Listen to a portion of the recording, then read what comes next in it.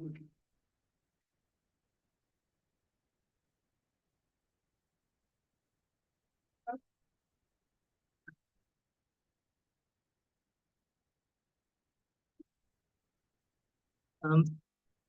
guess we'll get going because it is 9:30 and I think they can hear us. They just can't see us. So we'll go.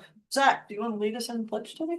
I pledge allegiance to the flag of the United States of America and to the republic for which it stands, one nation, under God, indivisible, with liberty and justice for all. Thank you. Okay, this morning, first thing on our agenda is the consent agenda. Approval of the minutes from August 5th, approval of payroll, approve and sign contracts for special funding with the exception of the Matisse Senior Center.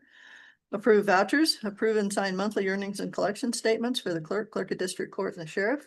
Approve and sign catering permit for K Saloon and approve and sign catering permit for Goose's Bar and Liquor. It's a pleasure of the commissioners. Madam Chair, just why is Matisse Senior Center not in?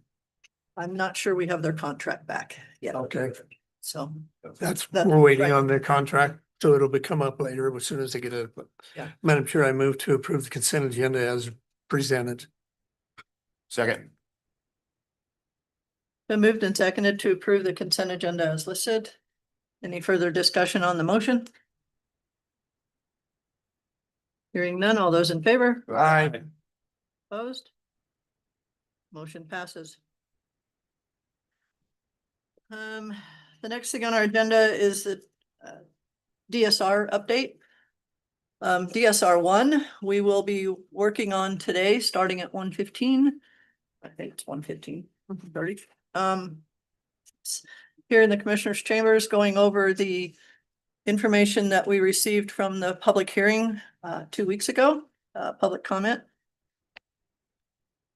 And DSR 2 is kind of on hold. We're still waiting on a couple of summaries from meetings, the public meetings in the spring. And then the Planning and Zoning Commission is working on reviewing the definitions of the uses that fall under our use categories in the DSR 2 or in the current regulations, and any that have been added to make sure that they're kind of covered on the uses that have come up over the last few years and where they might fit on the use charts. Hopefully we will get that information moving into the fall in September. I don't know when we'll get meetings scheduled again with the planning areas until we have those informations to move forward with. There's no sense meeting until we have updated information and know what we can take out to the areas for them to make their determinations on what they want to have for uses in their planning areas. And also where we're going to go with zoning. Other than that, anything else from any other county commissioners right now on DSR?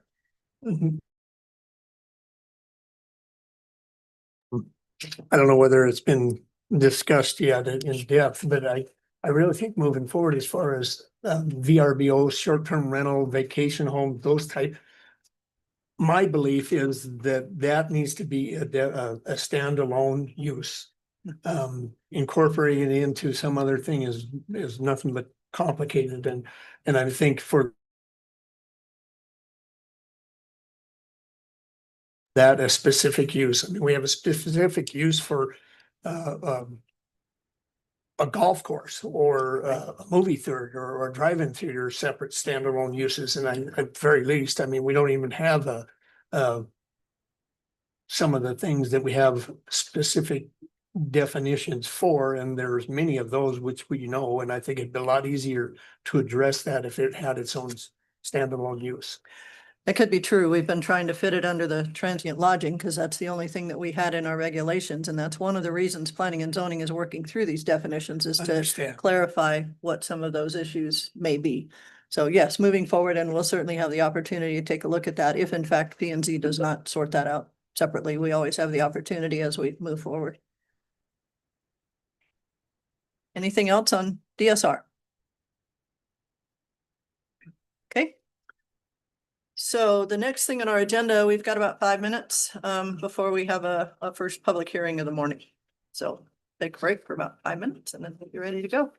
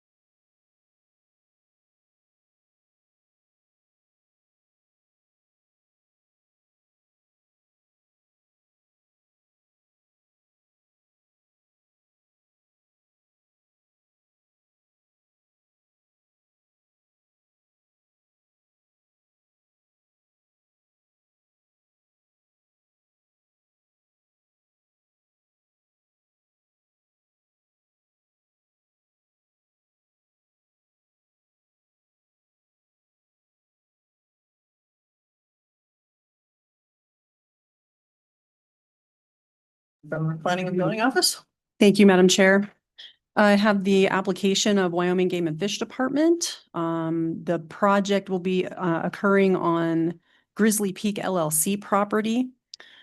So we received this floodplain development permit application and additional information on July 25th of 2025. We have confirmed ownership of the property to Grizzly Peak LLC by warranty deed 2015-6061.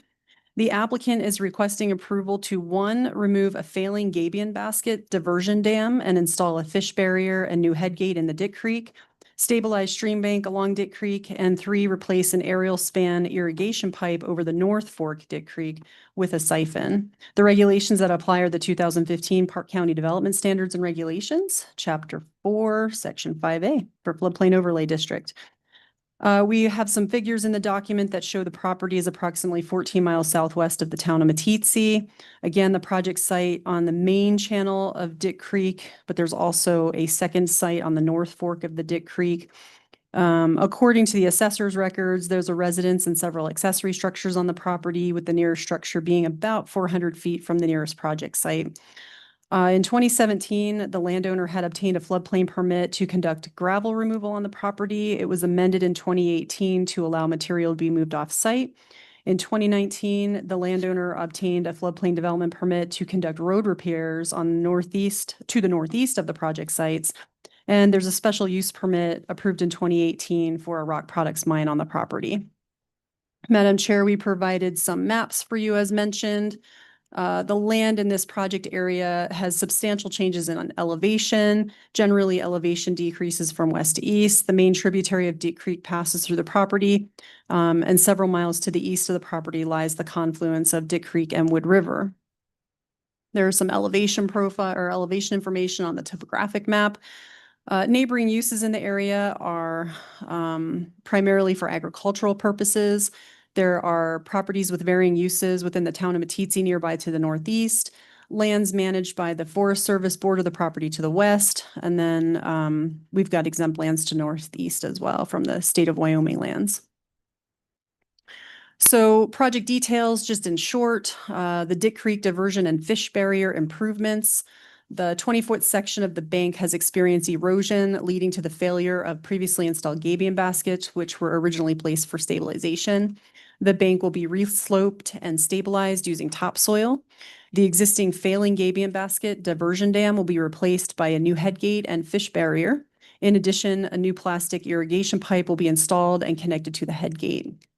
We do have some figures in the staff report that show the demolition plan and a plan view of the diversion dam, fish barrier, and upstream bank stabilization project. On the North Fork of the Dick Creek, we have an aerial span crossing of the irrigation pipe. That span will be demolished and replaced with underground siphon piping, as shown in the figure 6 in the document. The project is intended to begin after high water levels have receded. All disturbed areas will be reseeded using native, locally appropriate upland grass seed mix. Hopefully, this project will be completed in a single phase, and the contractor will be responsible for the removal and proper disposal of all excess materials, including excavated soil, waste, trash, debris, and demolition materials. Madam Chair, we noticed this public hearing according to our regulations in the Cody Enterprise. We also notified relevant agencies as required. We did receive several responses.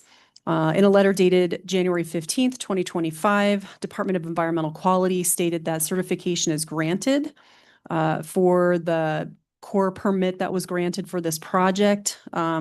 Authorized discharges would occur on non-class 1 waters or water body segments that are not on Wyoming's list of impaired waters. In a letter dated March 18th, the U.S. Army Corps of Engineers stated that the activities described are authorized by a general permit. We did include the letter from Army Corps, but accidentally omitted the permit. We do have that permit on file. In an email dated August 1st, the Park County Treasurer's Office stated that taxes are paid in full for the property. On August 4th, the Wyoming Department of Environmental Quality provided additional input citing various permitting requirements for activities that could result in the discharge of dredged or fill material, stormwater, or other pollutants into any surface water. August 7th, we heard that the Meeteetse Local Planning Area Advisory Committee had met via their meeting minutes. They did discuss the project, and a motion was made to approve. All voted in favor, and the motion carried. August 11th, Park County Weed and Pest stated that although noxious weeds are located in the immediate vicinity, a long-term noxious weed management plan will not be required. However, they recommend that the applicant follow best management practices for controlling the spread of noxious weeds. On August 15th, the Park County Public Works Department stated that the plans for erosion repair and improvements appear to be well thought out. The amount of fill is relatively small, will be offset by removal of the existing structures. Planned improvements will likely have minimal impact on the flood carrying capacity of the stream and no minimal impacts on base flood elevations in the area. They have no specific or significant concerns regarding the planned improvements. The letter we did receive was not attached to the staff report, but we have it on file. We have since heard from the Wyoming Game and Fish Department on August 18th. They indicated they have no terrestrial wildlife issues with this project. Madam Chair, as you know, we have no public comments on this particular project. As you know, approval or denial of a floodplain permit shall be based on the provisions of the regulations and the following relevant factors. I will quickly read through the factors and the applicant's response to each. Number one, the danger to life and property due to flooding or erosion damage. The applicant states the danger to life and property will remain the same as there will be no significant change in the channel, as this project is to replace a failing diversion and will keep the general overall dimensions that currently exist. Number two, susceptibility of the proposed facility and its contents to flood damage and the effect of such damage on the owner. The applicant states the neighboring property will keep the same amount of susceptibility as currently exists. Number three, the danger that materials may be swept onto other lands to the injury of others. The applicant states there is no increased danger that materials from this work would be swept onto the landowner's property. Potential materials that could cause damage will be reduced during and after the diversion replacement. The small section of upstream bank stabilization will also decrease likelihood of materials moving downstream. Number four, compatibility of the proposed use with existing and anticipated development. The applicant states the work is to reestablish the existing use and is compatible with all existing development in this rural area. Number five, safety of access to the property in times of flood. Applicant states the work will not affect any access to the property in time of flood for ordinary and emergency vehicles. Number six, costs of providing governmental services during and after flood conditions, including maintenance and repair of streets, bridges, and public utilities. Applicant states no governmental services are provided in this area, and if they were, we would have no impact on the ability to provide them. Number seven, expected heights, velocity, duration, rate, and rise of sedimentation of the floodwaters. Applicant states no additional sedimentation of floodwaters will occur as a result of this project. Number eight, necessity to the facility for a waterfront location. Applicant states the replacement of the diversion will be in the floodplain substantially near its existing location. Number nine, availability of alternative locations not subject to flooding or erosion damage. The applicant states alternative locations are not available due to water rights and the location of the headgate and other existing irrigation infrastructure. Number 10, relationship to the proposed use to the land use plan. Applicant states this is in a rural location and maintains the land's current use. Staff adds a comment that the 2024 land use plan identified special flood hazard areas and recommends enforcement of National Flood Insurance Program floodplain management regulations as required.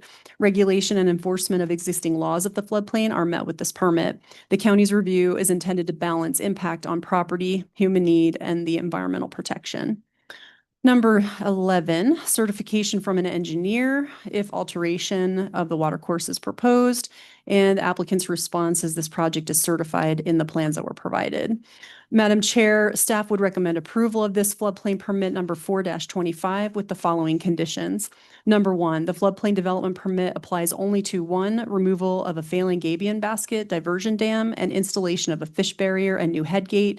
2, stabilization of stream bank, and 3, replacement of an aerial span of irrigation pipe over North Fork Dick Creek with a siphon on a property with address of 967 Road 4DT, Meeteetse, Wyoming, according to the plans provided by the applicant for this project.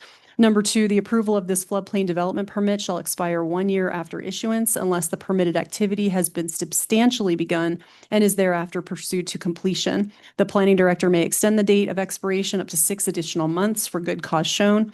Extension requests must be submitted to the planning director prior to the date of expiration of the permit. Number 3, county personnel may conduct site visits during or following the completion of construction. Number 4, the applicant shall notify the floodplain administrator when project work is complete and provide photographs of pre- and post-construction conditions.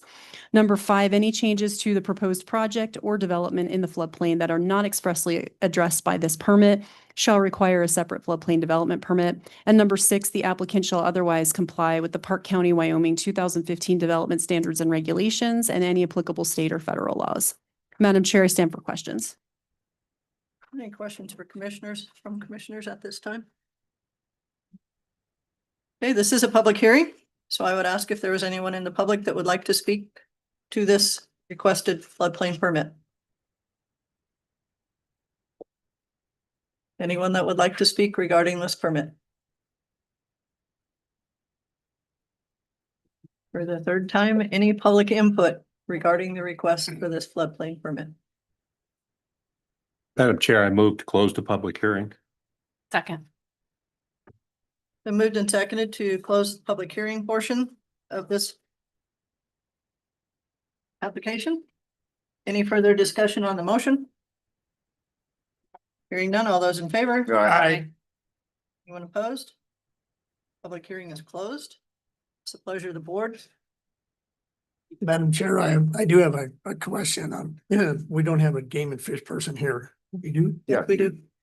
My question is on the completion date, do you plan to do that yet this fall? Yes. Okay. To be completed before winter comes.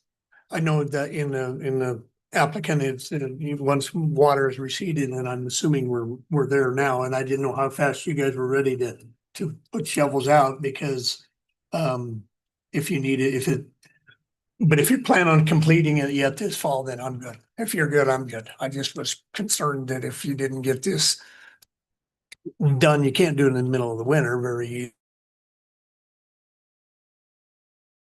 They're 6 months, but if you're good with the 1 year, I'm good. Yeah. Okay. Pleasure of the board. Madam Chair, I move to approve the floodplain development permit, Dick Creek diversion floodplain permit at 4-25 with staff recommendations. Second. Been moved and seconded to approve the application for the Dick Creek diversion floodplain permit 4 as presented with recommendations. Any further discussion on the motion? Hearing none, all those in favor? Aye. Anyone opposed? Application is approved. Thank you.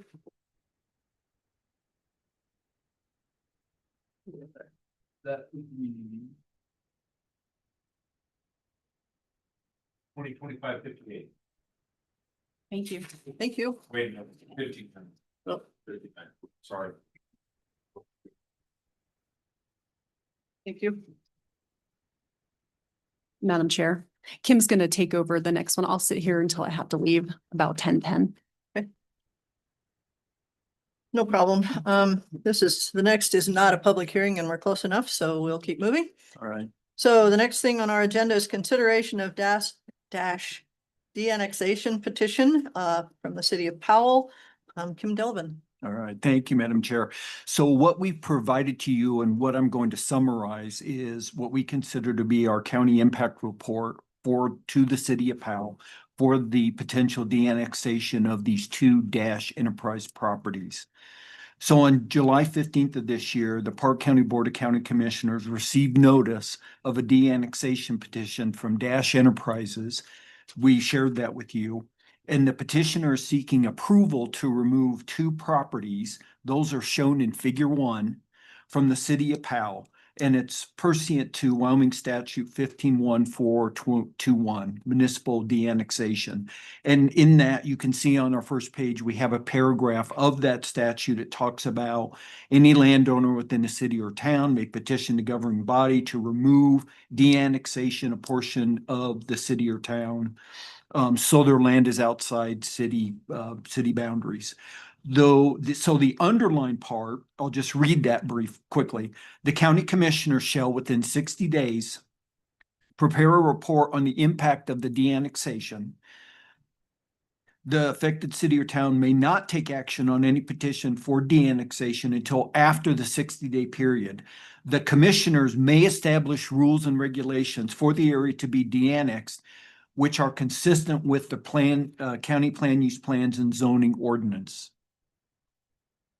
So it's the board's understanding that the owners of the property wishes to have the boundaries of the city redraw to reflect the land being outside of the city boundary. And then it goes on the bottom of the first page, it talks about, again, in accordance with 151421, the petitioner shall be responsible for publishing a public notice of the petition in the newspaper general circulation. So that notice of the de-annexation plan or petition appears in the Powell Tribune. It appears on July 17th. That was attached, and it included a map as required. And Madam Chair, you can see that map that's on page 2 of the showing the properties that the Dash Enterprises wish to de-annex from the city of Powell. In terms of ownership, Madam Chair, on page 3 of our report, the petitioner has identified 2 properties. And we have their description according to the warranty deed. So first of all, number 1, the special warranty deed that was done in 2020 says it is lot 6 of phase 1 of the first development park addition to the city of Powell. And that was done, I believe that was done in 1984, that development park addition. That subdivision plat shows acreage as 3.44 acres, and then in parentheses, it shows 4.10. Based upon the lot perimeter dimensions from that plat, we find the lot is 3.44 acres. There are no lot lines extending south or east, indicating that the road right-of-ways are actually part of that lot. The notation of 4.10 acres suggests they are potentially considered part of the lot. One issue, essentially, we're not sure the acreage of that lot is what I was trying to say. Number 2, warranty deed that was done in 2024 says lot 5 of phase 1 of the first development park addition to the city of Powell. That, and both of these ownerships, Madam Chair, I should say is confirmed to Dash Enterprises. So that lot 5 of phase 1, the plat shows acreage being 4.70 acres. Again, in parentheses, it says 5.45. Based upon the lot perimeter dimensions from the plat, we calculate the lot size as 4.7. Again, there are no lot lines extending south or west, indicating that the road right-of-ways or easements are actually part of the lot. However, the notation of 5.45 suggests possibly the lot is supposed to be that size. However, it's confusing. Another issue, the bottom of page 3, we have a note. The petition indicates that lot 51, which is a 5.82 acre property of the amended final plat of phase 1 of first developmental park hyphen lot 5, is subject to de-annexation, not lot 5. And that amended plat, I believe that was filed in 2025.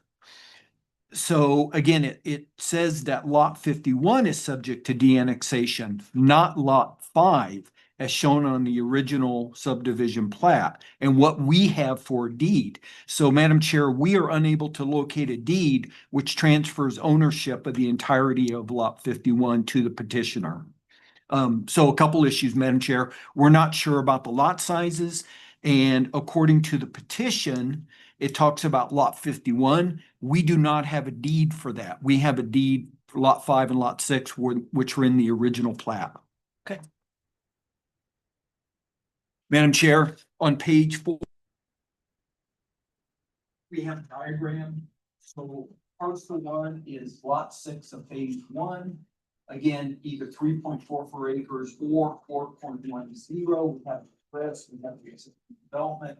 In our note, we said the blue outline below is what the Planning and Zoning Department recognizes as the boundary of lot 6. Based upon the lot sizes or the lot lines depicted on the plat showing phase 1, which is shown in figure 2 on page 6. And it also is shown on the amended final plat of phase 1, lot 5, which is shown in figure 3. The black line represents the petitioner's request for de-annexation. So again, it's unclear what the official boundary of lot 6 is. Then on page 5, Madam Chair, we talk about parcel 2. Again, in the petition, it talks about lot 51 of the amended plat. Talks about acres being 5.82. And again, the petitioner's deed references ownership of lot 5. We do not have a deed indicating that Dash Enterprises owns this lot 51. So thank you, Madam Chair. Again, we have figure 2, we have figure 3. Impacts to county services. I'm on the top of page 8. We did get a response from Public Works, Mr. Edwards. He mentioned the two properties, Front County Road 8.5, westernmost lot has existing access. He talked about if a new access is proposed for the eastern lot, right-of-way pitch permits would be required. Mr. Edwards said, other than the access questions, he did not have any objections or concerns. We also got a response from Ben McDonald, who is project manager.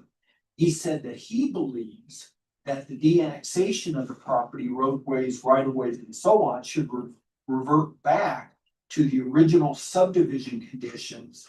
And we have a cutout of and this again, this is from 84, the county commissioner certificate subdivision permit. And at the bottom of page 8, Ben goes on to talk about, he lists some of the statements that are in that caption. He talks about Market Road, subdivision right of way, dedicated to Park County and for the use of the general public. And then talks about Park County will not be obligated to finance or construct or maintain any improvements.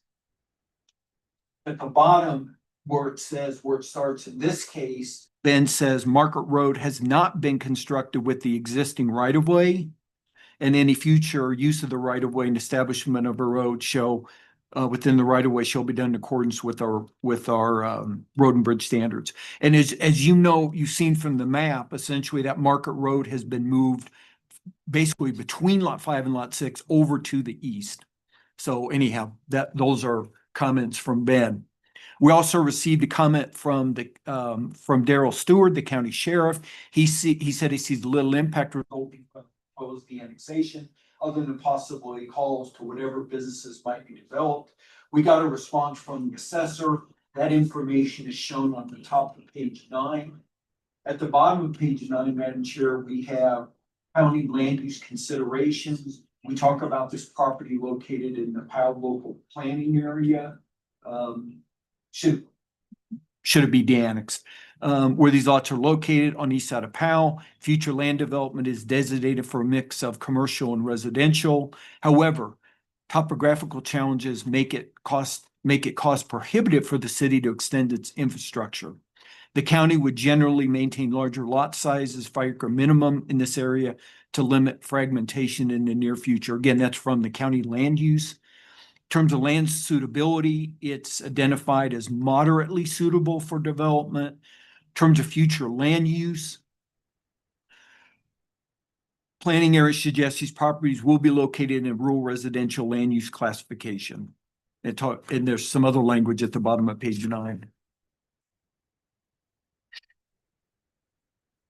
So, Madam Chair, I will top of page 10 under zoning considerations upon de-annexation, if that were occur, and this is from our county land use standards and regulations. I'll just read the first part of this. Any territory that is de-annexed from a city or town shall automatically be zoned as transitional. Madam Chair, at the bottom, we have conclusions and recommendations. Based upon the foregoing, the Park County Board of Commissioners concludes that the de-annexation of the Dash Enterprises Inc. parcels will have a minimum impact on the county and recommends the following. And I'd like to read these potential recommendations. 1, prior to de-annexation, the city of Powell should confirm the legal description of Lot 6 to determine if the north half of the county road right-of-way is part of the property or not. Number 2, prior to de-annexation, the city of Powell should ensure that Dash Enterprises Inc. has clear title to the entirety of Lot 51 of the amended final plat of Phase 1 First Development Park - Lot 5.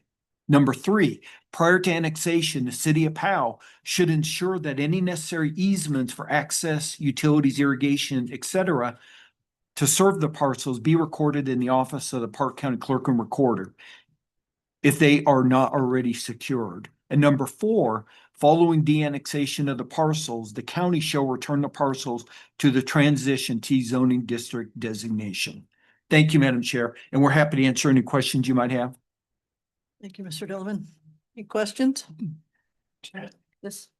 Okay, Mr. Dillon, I don't know if you can answer this question, but And it might, I haven't seen this before. So the recommendations all say should confirm the legal description, should ensure that Dash Enterprises, that the city of Powell should do these things. And I don't know if, I mean, the should doesn't obligate them, right, to do anything. So if the city of Powell just went ahead and de-annexed, then how does that affect the county later if these things aren't completed? Or what would be the process that the county goes through later? If they don't define these things, if the city of Powell doesn't, and they might, I'm not saying they won't, but I'm just asking the question. What burden does that place on the county going forward if they de-annex without completing those things? Madam Chair, Commissioner Simone, unfortunately, statute is not very clear. It basically just says that we have 60 days to prepare a report of the impact. I believe that this report does share those potential impacts with the city, how they address those moving forward. Could there be some potential problems in the future, with title in particular? I think there could be if that's not clarified now. But as far as statute is concerned, I don't believe that we could really make it a requirement. The only thing we can require is rules for those properties, which we already have in place through our zoning. And so by applying T zoning, we're saying that those properties will then fall under the county's regulations. So similar to the recent de-annexation proposal that we had for the other ones outside of the city of Powell, we're kind of giving the city a strong recommendation to look into those things. How they proceed with doing that, I suppose is up to them. I don't know what liability there could be on the county. I think more it could be a problem with the property owner in the future potentially. But that's all I can think of. Thank you. Just think it's interesting that there are 2 lots. And there are other lots to the east of those that would remain. No, there's nothing to the east. That's all been vacated. All of that. So this map is not current if those have been vacated. The map in here. The map on page 6 does not Yeah, indicate. that was the original plat. Okay, Yeah, those, as you can see in well, it doesn't show, but the lots 1 through 4 have been vacated Okay. previously. okay. Thank you. That helps. I was wondering how that was going to affect the city of Melbourne. Any other questions? Madam Chair, just to clarify, they're asking approval of the report and from us. And we with recommendation of These. And Madam of the Chair, report to the conditions. And that goes to the city and then the city makes the final decision. Yes. yeah, so Madam Chair, Commissioner Teal, we're basically, this report that we just read to you, if you are okay with it, will be provided to the city with those recommendations. Just confirming. And Madam Chair, that's our only action we're taking is provide a report. That's the statutory guidance. And we want them to consider a resolution. Did we do a resolution? We- on the last we one? did. I believe Oh. I we did. think we did. Yeah, Yeah. So yeah, we're asking you to consider a resolution. That would include this information. Any other? Madam Chair, just to follow up on my question with the shoulds. It's really more, it would behoove the property owner to get this done and cleaned up too, because going forward with the count, if he decides to do something with these with the county, it's just going to be a lot more complicated. Yeah. If it's not cleaned up. Yeah. Correct. And Madam Chair, as you're aware, when roads are vacated, statute says that ownership, like half and half, goes from one side to the other. And it may be that title will acknowledge that statutorily and that they'll recognize that as part of this property. But that is not something I would feel comfortable with in this particular situation. And that part of this land wasn't included previously and now it is. So I think that's unclear. Pleasure of the board. Good, thank you. Madam Chair, I would make a motion.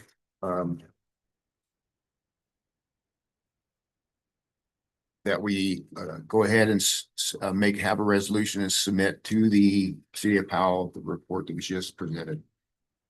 Second. Been moved and seconded to provide a resolution to support the report as presented. Any further discussion on the motion?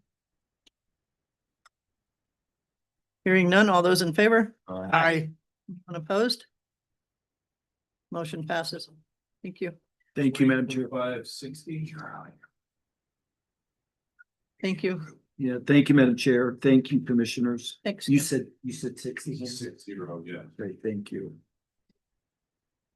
Next item on our agenda is at 10:15. It is a public hearing, so we'll have to wait a few minutes before we start that one. Let's move.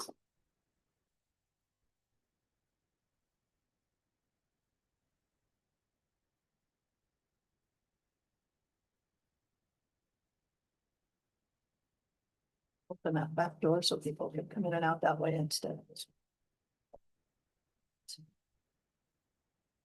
It's okay. Wow.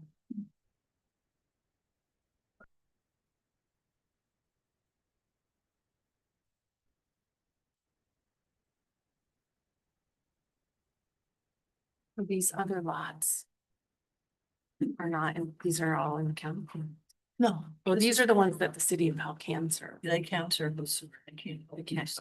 But there were 6 more. Yeah, on that other map. But those other 6 would be annexed. Right, but the other 4. Other 4.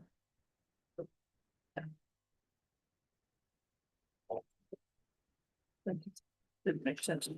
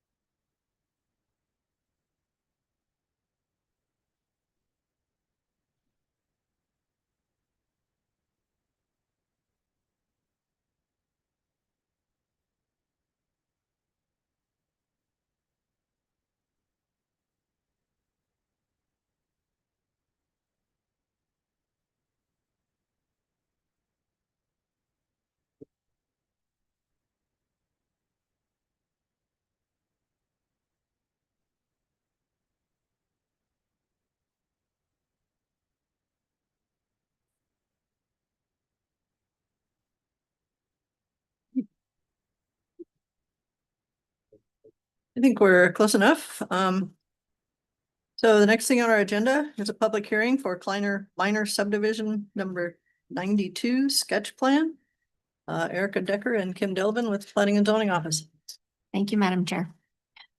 Mark and Amber Kleiner submitted a minor subdivision application requesting approval to vacate and re-subdivide Lot 1 of Merino SS 154 into a 3-lot subdivision consisting of one 2.70 acre lot, one 1.9 acre lot, and one 2.21 acre lot, each intended for single-family residences. Ownership has been affirmed by warranty deed to Mark and Amber Kleiner. The subdivision is classified as a minor subdivision. The property is in a GRP zoning district and the lot sizes as proposed are consistent with the GRP zoning district. The proposed subdivision is located approximately 1 mile northwest of Powell city limits, east of County Road 11, on the north side of County Lane 8. The west portion of the property is developed with a single-family residence and accessory structures, while the eastern 2/3 of the property is vacant irrigated land. The property topography is relatively flat. Neighboring land uses are primary residential and agricultural. The proposed subdivision is located within 1 mile of the city of Powell and municipal review is required. Public notice requirements have been met. Relevant agencies were notified and responded as follows. Park County School District Number 1 stated they will have bus stops at all exit points onto Lane 8. Park County Public Works stated legal access will be from Lane 8. The increased traffic from the development is not expected to result in a change of road classifications. No new roads are proposed. Access points to the county road will require permits. Address applications will be required when addresses are needed. At this time, there are no concerns about drainage and erosion control, but in no case shall development result in an increase in stormwater runoff to the county right-of-way or adjacent properties. Garland Light and Power currently serves the property and will be able to serve the additional lots. Park County Fire Protection District Number 1 can provide fire suppression to the property. They request that all access points be constructed to accommodate their fire equipment. Powell Clark's Fork Conservation District identified 2 soil types. Youngston-like Lost Wells-like complex 0 to 3% slopes, occasionally flooded. This soil type is rated very limited regarding dwellings with or without basements and small commercial buildings. Very limited regarding septic tank absorption fields due to slow water movement. High for corrosion of steel and very limited for local roads and streets, all due to shallow depth to saturated zone, flooding, seepage, and the potential for frost action and shrink swell. This soil type is not considered prime farmland. And the second soil type is apron sandy loam, 0 to 3% slopes, occasionally flooded. This soil type is rated not limited regarding dwellings with or without basements and small commercial buildings, not limited regarding septic tank absorption fields, moderate for corrosion of steel, and somewhat limited for local roads and streets, all due to shallow depth to saturated zone and frost action. This soil type is considered prime farmland if irrigated. The U.S. Postal Service can deliver mail to the new addresses, and placement of mailboxes will be determined when new residents are ready for mail delivery. Montana Dakota Utilities Company stated there is a 1.25-inch natural gas main line located in the right-of-way on the south side of the lane that can serve all lots. Natural gas service line installations can be initiated once a structure is erected that will use natural gas. The Park County Treasurer stated taxes are paid in full. Northwest Rural Water District stated there is service to the existing home, proposed lot 1, and additional service is available to serve lots 2 and 3. The Wyoming Game and Fish Department stated they have no specific terrestrial wildlife comments and provided standard recommendations for development. Wyoming Department of Environmental Quality provided a general list of notifications, permits, and certificates required for various activities that may impact service or groundwater. City of Powell's Development Review Committee and the city's Planning and Zoning Commission have reviewed the project and have no comments. There is a right-of-way already in place. Park County Weed and Pest stated 3 noxious weed species were found and a long-term noxious weed management plan is required. Shoshone Irrigation District stated a water distribution plan is required. No response has been received from TCT. During the Planning and Zoning Commission public hearing, one adjacent landowner provided comments. His concerns included trash on the property from the previous owner, a 15-foot irrigation easement that he thought may not be shown on the sketch plan, and a new corner post of fence was broken during surveying. They also stated they want the perimeter of the subdivision to be fenced. And then we also did receive an additional written comment from the same landowner after the packets went out.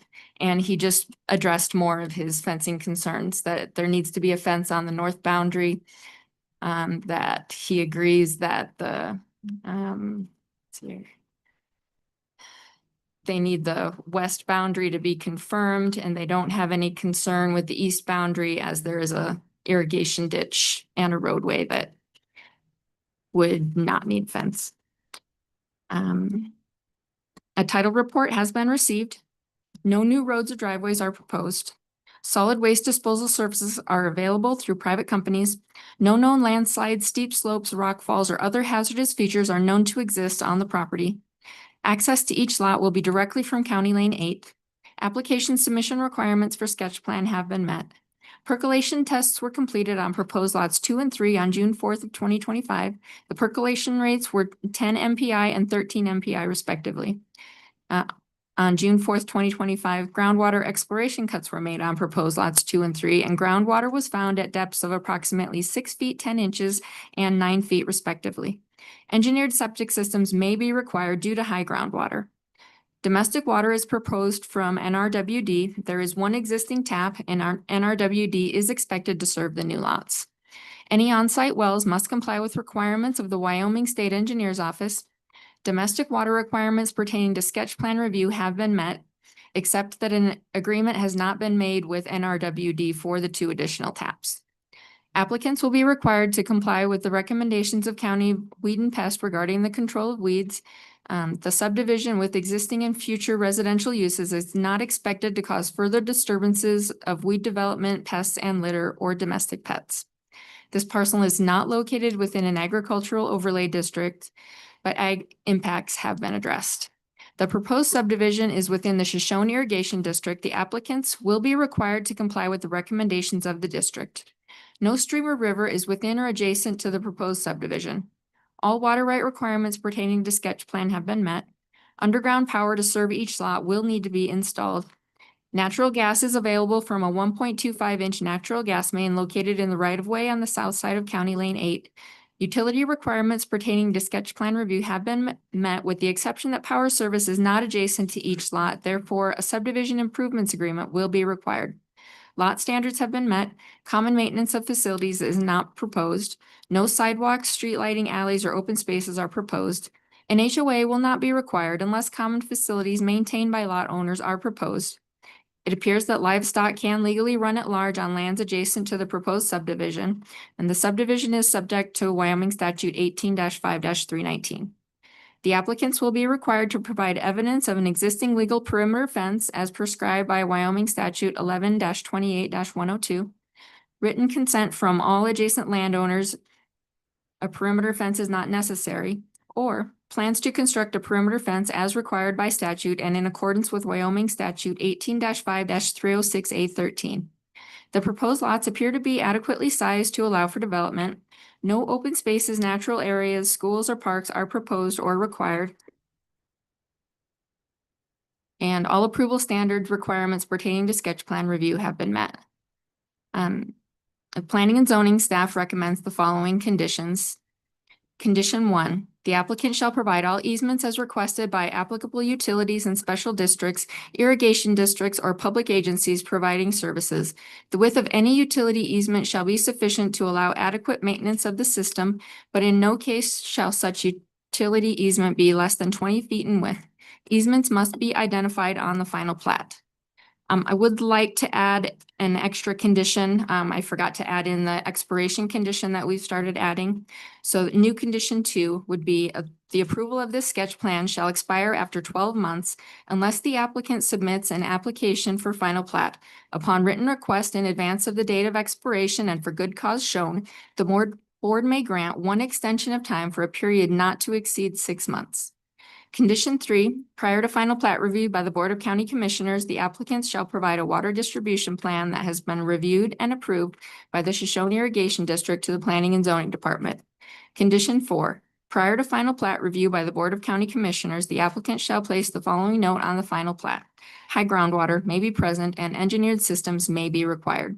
Condition 5, in regards to domestic water, prior to final plat review by the Board of County Commissioners, A, if the applicants choose to serve the lots by NRWD taps, the applicants shall provide an executed water service agreement with NRWD obligating service to proposed lots 2 and 3.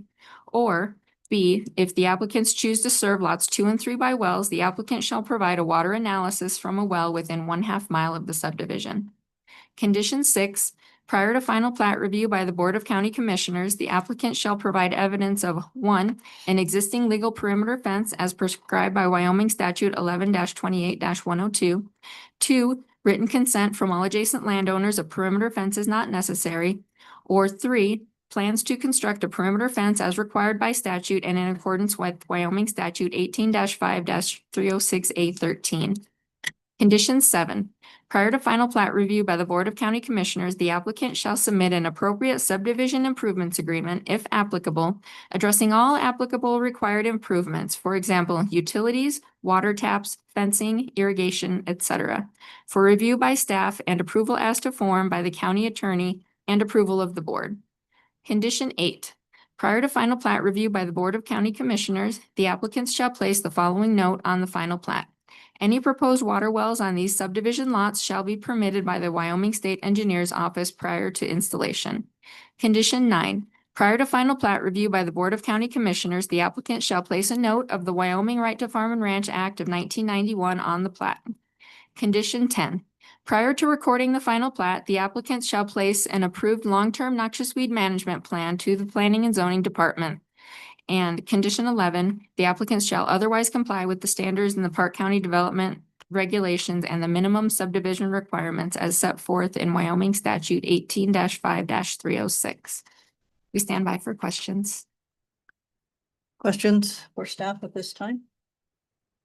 The public comment that you got about the fence, is he Yes. a neighboring? He is a neighboring property and he sounds like he's not Condition gonna 6 sign. Could actually read that you must build the perimeter fence. Yes. It has to be approved by all adjacent landowners. If Correct. not, and he's already I signed a guess letter there could saying be you a, have to have it, so. there could be a small chance they could convince him, but Hang I on a minute. don't. Okay. Believe Okay. so. You It looks wanted, like the applicant, hold on a minute, because it looks like they might have some input.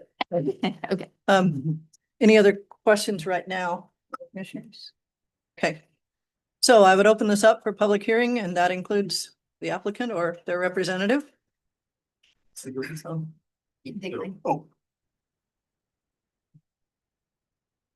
Madam Chair, thank you, Madam Chair. Cody Schatz with Engineering Associates, the representative of the applicant, and the applicant is back there to clarify Lloyd's question. They are working with that landowner on that fence. So my understanding is that they are going to build that fence in between those two landowners, our property and that landowner, and then he will sign off on not needing a perimeter fence. But like, as you guys all know, on that state statute, that they have to get signatures from everybody adjoining, and if they don't, then they will have to build a perimeter fence. So, and I'm here to answer any other questions that you guys might have.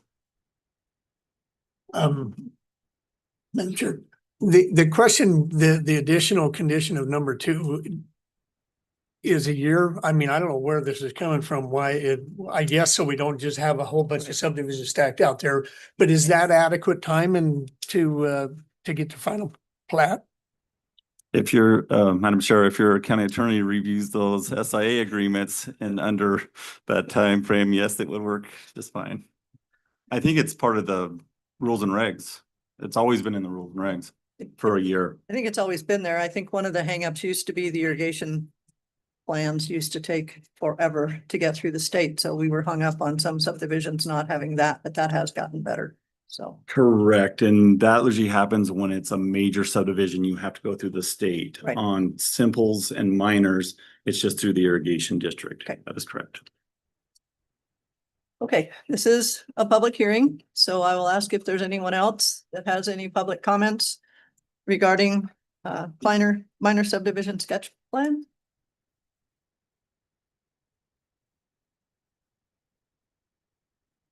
Any other public comments on this proposal? Madam Chair, I move to close public hearing. Second. It's been moved and seconded to close the public hearing. Any further discussion on the motion? Hearing none, all those in favor? Aye. Anyone opposed? Motion passes. Public hearing is closed. Pleasure of the board. Madam Chair, I'd make a motion to approve the Kleiner MS 92 sketch plan minor subdivision with the staff recommendations, but adding condition number 2 as read by Erica, which was the 1-year language. Second. Been moved and seconded to approve the sketch plan for the minor subdivision with conditions, including the addition of a new condition number 2. Any further discussion on the motion? Hearing none, all those in favor? Aye. Anyone opposed? Motion passes. Thank you. Thank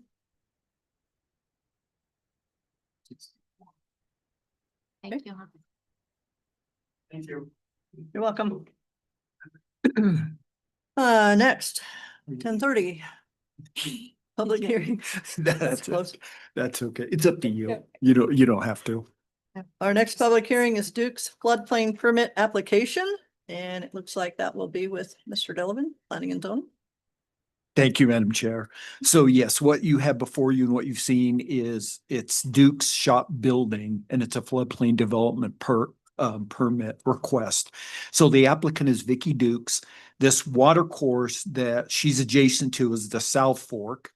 And we did receive an application from Ms. Dukes for a floodplain development permit application, and she submitted supplemental documentation on July 31st of this year. That was attached, and there is a site plan drawing shown in Figure 1. And you'll notice that site plan drawing shows a building location, and so our understanding is the plan is that if this permit is approved, obviously, this development would be in a floodplain, and we'll talk about that more in a minute. But if this is approved, that Ms. Dukes wants to build, my understanding is a shop building with some living quarters in it. So it would not only be a building permit if this is approved, also a septic permit would have to be approved. Anyhow, you see her property is adjacent to the South Fork. You see some contour lines. The map is small, but as I'll talk about later, there's quite a bit of elevation change between the property, it appears, and the bank of the river.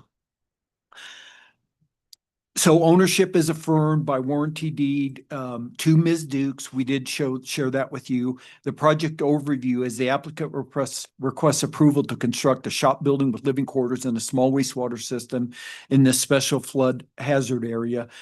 This in our county, they're zone A's. Is the floodplains. The middle of that first page, we have our regulations. We just have a page. Madam Chair, you know our regulations as pages in our development about floodplains. Some things aren't in here that I just want to mention is, of course, any kind of development in a floodplain requires a floodplain permit. That requires approval from the Board of County Commissioners in a public hearing. In this case, because it is Zone A, there is no determined on any maps base flood elevation. So our job, Joyce, as the floodplain administrator, I'm also certified in floodplain management, to try to determine base flood elevation and make sure structures are above that. And also, there's language in our regs that talk about any construction being reasonably safe from flooding. I think when I'm done, you'll hopefully see that those things have been met. The site characteristics are shown in Figure 2. And again, on each of these two figures, Figure 2 and Figure 3, that red strip is showing the floodplain. And again, it's Zone A. So this project site is located approximately 12.4 miles southwest of the city of Cody. Figure 3 shows topography, which again shows some contour lines, and the property as you go towards the river decreases in elevation.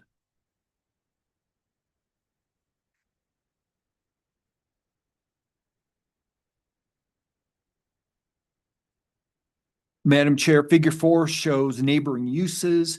So this classification of this property is residential according to the assessor's office records, and neighboring land uses are primarily residential and agricultural. So the project details, middle of page 4, The applicant proposes again to construct a shop with living quarters. No details yet about the size of the structure or the wastewater system. However, if there are living quarters in this building, a small wastewater permit will be required. Summary of the relevant details regarding elevation. So the elevation of the proposed structure is 5,591.1 feet. That we do have a letter of map amendment approved for the property to the north and the property to the south. The base flood elevation to the north property is 5,576 feet, and the base flood elevation to the south property is 5,582 feet. And again, the elevation for this proposed structure is 5,591. So our conclusion is the elevation for this proposed structure is well above the base flood elevations that were found with these two lomas, one to the north, one to the south. And again, so I'll say, one of the things that we're supposed to do as floodplain administrators is to determine what we believe that base flood elevation is, and structures are supposed to be built above that. We feel like that condition has been found, and also we're supposed to determine structures are reasonably safe from flooding. Of course, there's no guarantees, but we feel like that has also been met. Just kind of an aside, Madam Chair. So public notices, notice of a public hearing today with the Board of County Commissioners was sent to the Cody Enterprise for publishing on August 5th and August 12th. That occurred.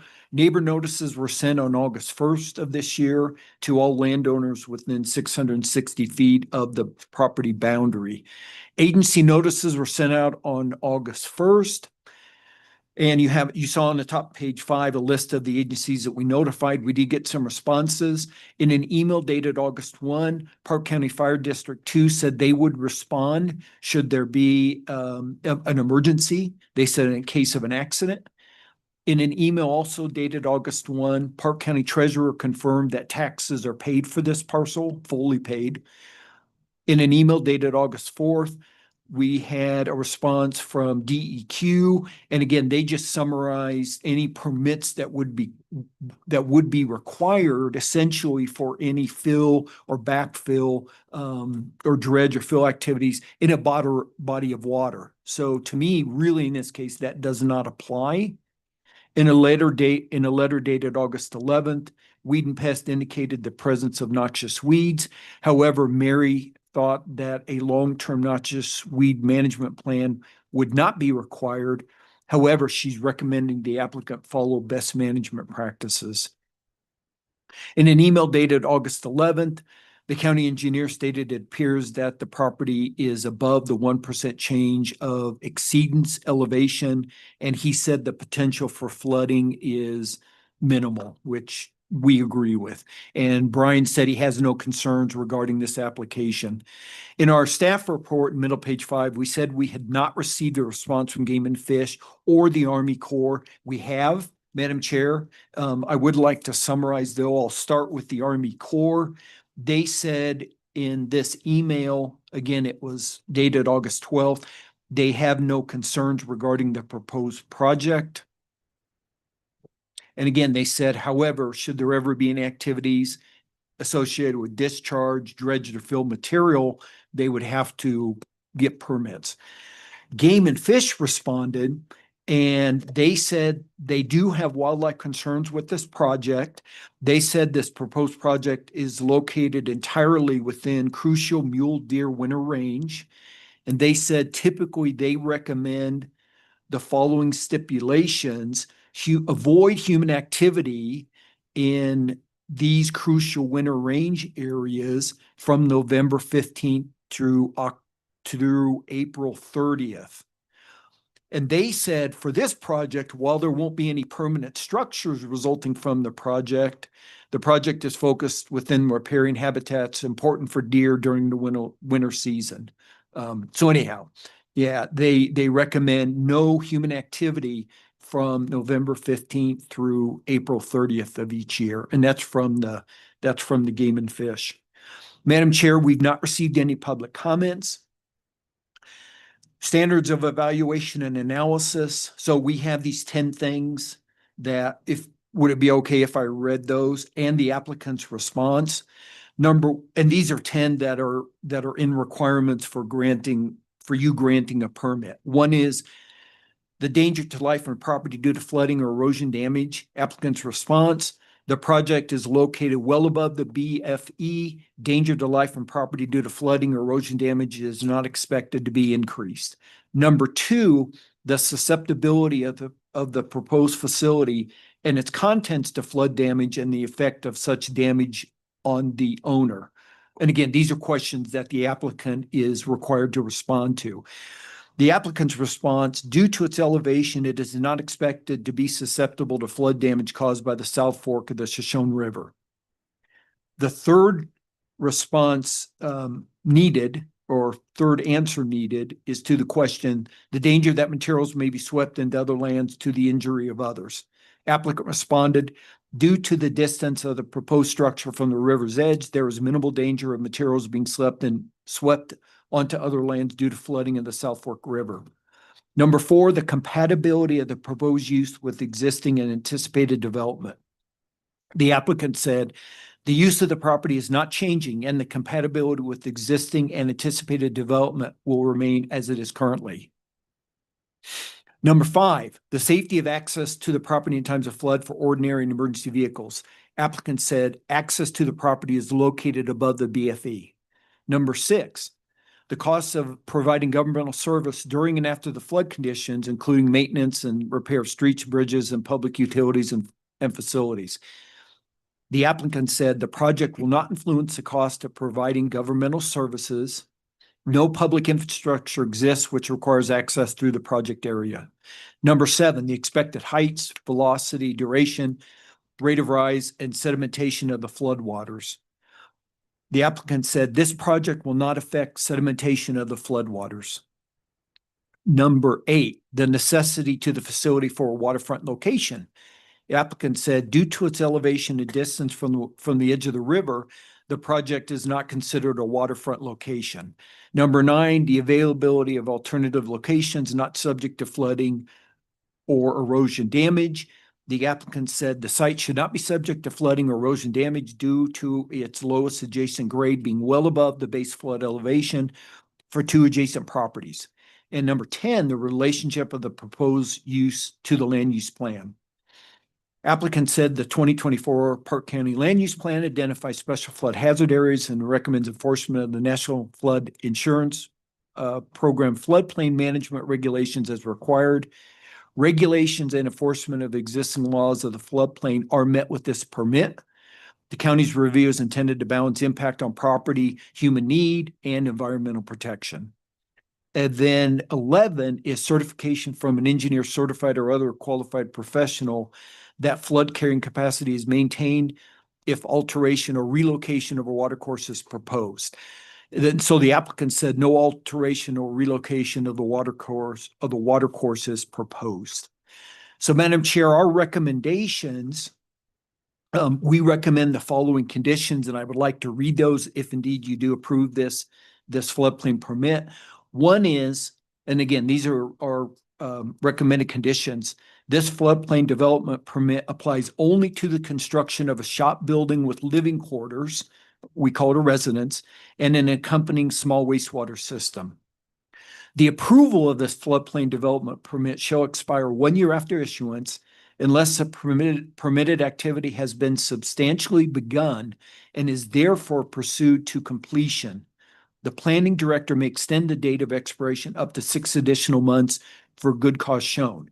Extension requests must be submitted to the planning director prior to the date of expiration of the permit. Number 3, the applicant shall obtain an approved building zoning permit for the shop building and an approved small wastewater system permit from the planning and zoning department prior to commencing construction. Number 4, county personnel may conduct site visits during or following the completion of construction. Number 5, The applicant shall notify the floodplain administrator when project work is complete and provide photographs of pre and post-construction conditions. Any changes to the proposed project or development in the floodplain that are not expressly addressed in this permit shall require a separate floodplain development permit. And number 7, the applicant shall otherwise comply with Park County, Wyoming 2015 development standards and regulations and any applicable state or federal laws. Madam Chair, I did want to mention one more thing. I forgot to mention it. So if you, and you may know this, if you approve this permit, it does not take this property out of the flood zone. The property will still be in the flood zone. It's not removed. And I'm happy to answer any questions that you might have.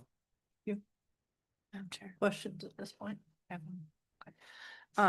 Mr. Dillon, just for my information, so the floodplain is designated by FEMA, it's a federal designation, of my Yes. understanding. Would it not, and I know that the applicant is aware of this, but if she were to go for a LOMA, a letter of map amendment, she would not have to go through this whole process every time. Is that correct? For additional buildings, for additional development, that is correct. So if she had a LOMA, we wouldn't have to go through the flood. Correct. Yeah, LOMA would remove the need for a permit because the property, either the whole property or portion of the property would be removed from the floodplain. So is that a long process to do? Yeah, I don't know the details. And I know this is relative, but I think it's somewhat expensive because you would have a surveyor, engineers or engineers or surveyors involved. Okay. And I believe it's possibly more expensive than just this. But multiple permits possibly could be more expensive than getting a LOMA, if that helps. But I don't know the details. Any other questions at this time? Hearing none, this is a public hearing. So I would ask if there's anyone, owner or the public that would like to speak to the permit application.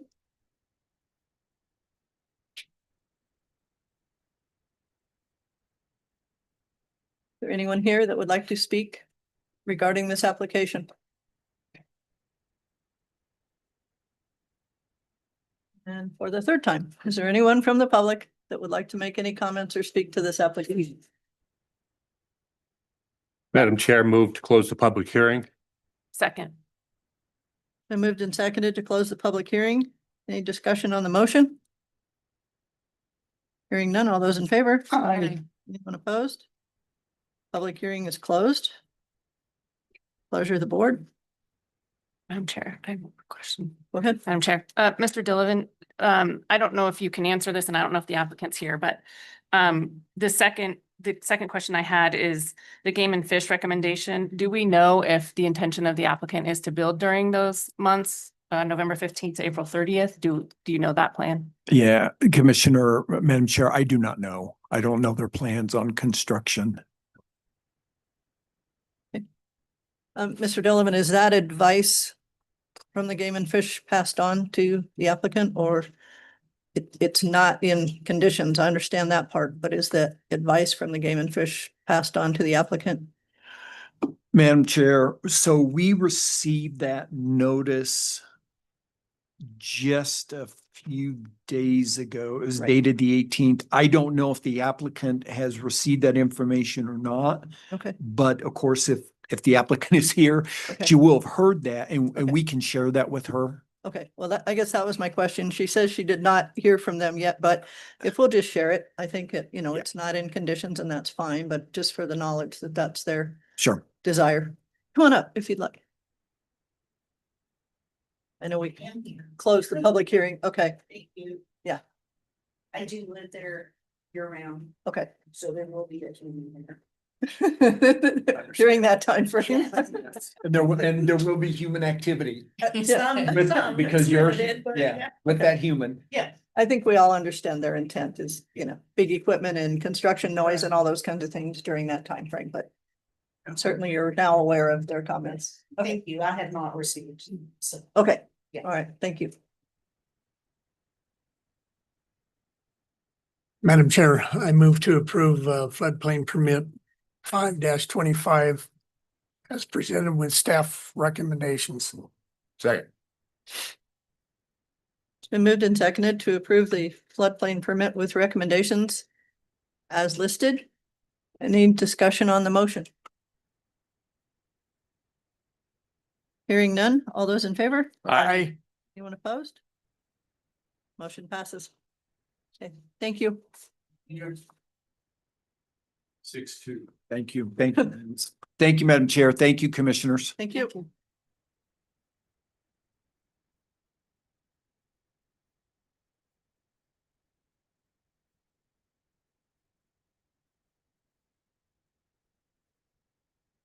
Okay, the next thing on our agenda, Heron Buck, Yellowstone Regional Airport Director, a follow-up meeting on a funding request. Which, Mr. Buck, I'll start with, we've approved our agenda or our budget for the year, so this might be a little difficult, as you and I have talked about. Right, I just wanted to, I understand that's difficult, I just wanted the commissioners to understand what's going on. Okay. Right, and the request. And so, yeah, Madam Chair, thanks for the time again, good morning, yeah, so I'm here for the reconsideration of the budget ask for the fiscal year 25-26 for the airport, so we had asked for 33,003, basically the 60-40 from the city. So the city did commit 50,000 to operations and 25,000 to the approach study. And so the 60-40 request, which has typically been done, and which I have here in the joint powers agreement, which states the finances would be shared on the Park County and the city, and would be $33,333 for operating support for annual, and 16,000 towards that approach study. So YRA has received no local support since 2020. We got a pretty significant grant that was able to help. One of the points I wanted to make is we hear all around, or I've heard recently, is the airport should be self-sufficient. I wanted to bring up the fact that there are 40 public use airports in Wyoming. 37 of them receive support from their local government agencies. So we don't need to go into detail of that, but so yeah, I just wanted to bring those things up and talk a little bit about that, and I hope you understand the importance of the airport and the amount of tax revenue and tourism revenue we bring into the county and to the community here. And so also didn't know if you wanted to talk a little bit more in depth about the approach study, but or just even be here to answer questions. So I do have a question with what you've just said. I understand the 33,000 annual operating that you're referring to. On your paperwork, you had indicated that the 16,000 was toward the LEO program, and you just stated that it's toward the approach study, which that's what I mean. So it's towards this. It's towards the approach study. It was 50,000 towards the operation costs and 16 towards the approach and departure study. what does LEO stand for then? So LEO is part of the operations part, right? And that is the law enforcement officer training, That's what I was also that we have, not training. We lost a grant that we were getting, was about 30,000 a year. The last 2 years, we have not been able to get this grant. The federal government has ended the grant. There is in one of the budget plans that is before Congress is to return it. I can't remember which is House or one of them says yes, one of them says no right now. I don't want to get in specifics because I don't remember exactly, right? So it's a 50-50 chance it comes back, maybe, Okay. right? I doubt it, right? So we've lost that grant, we've lost that source of revenue, and that us having Leos up there relieves the county of having to help support the airport, right?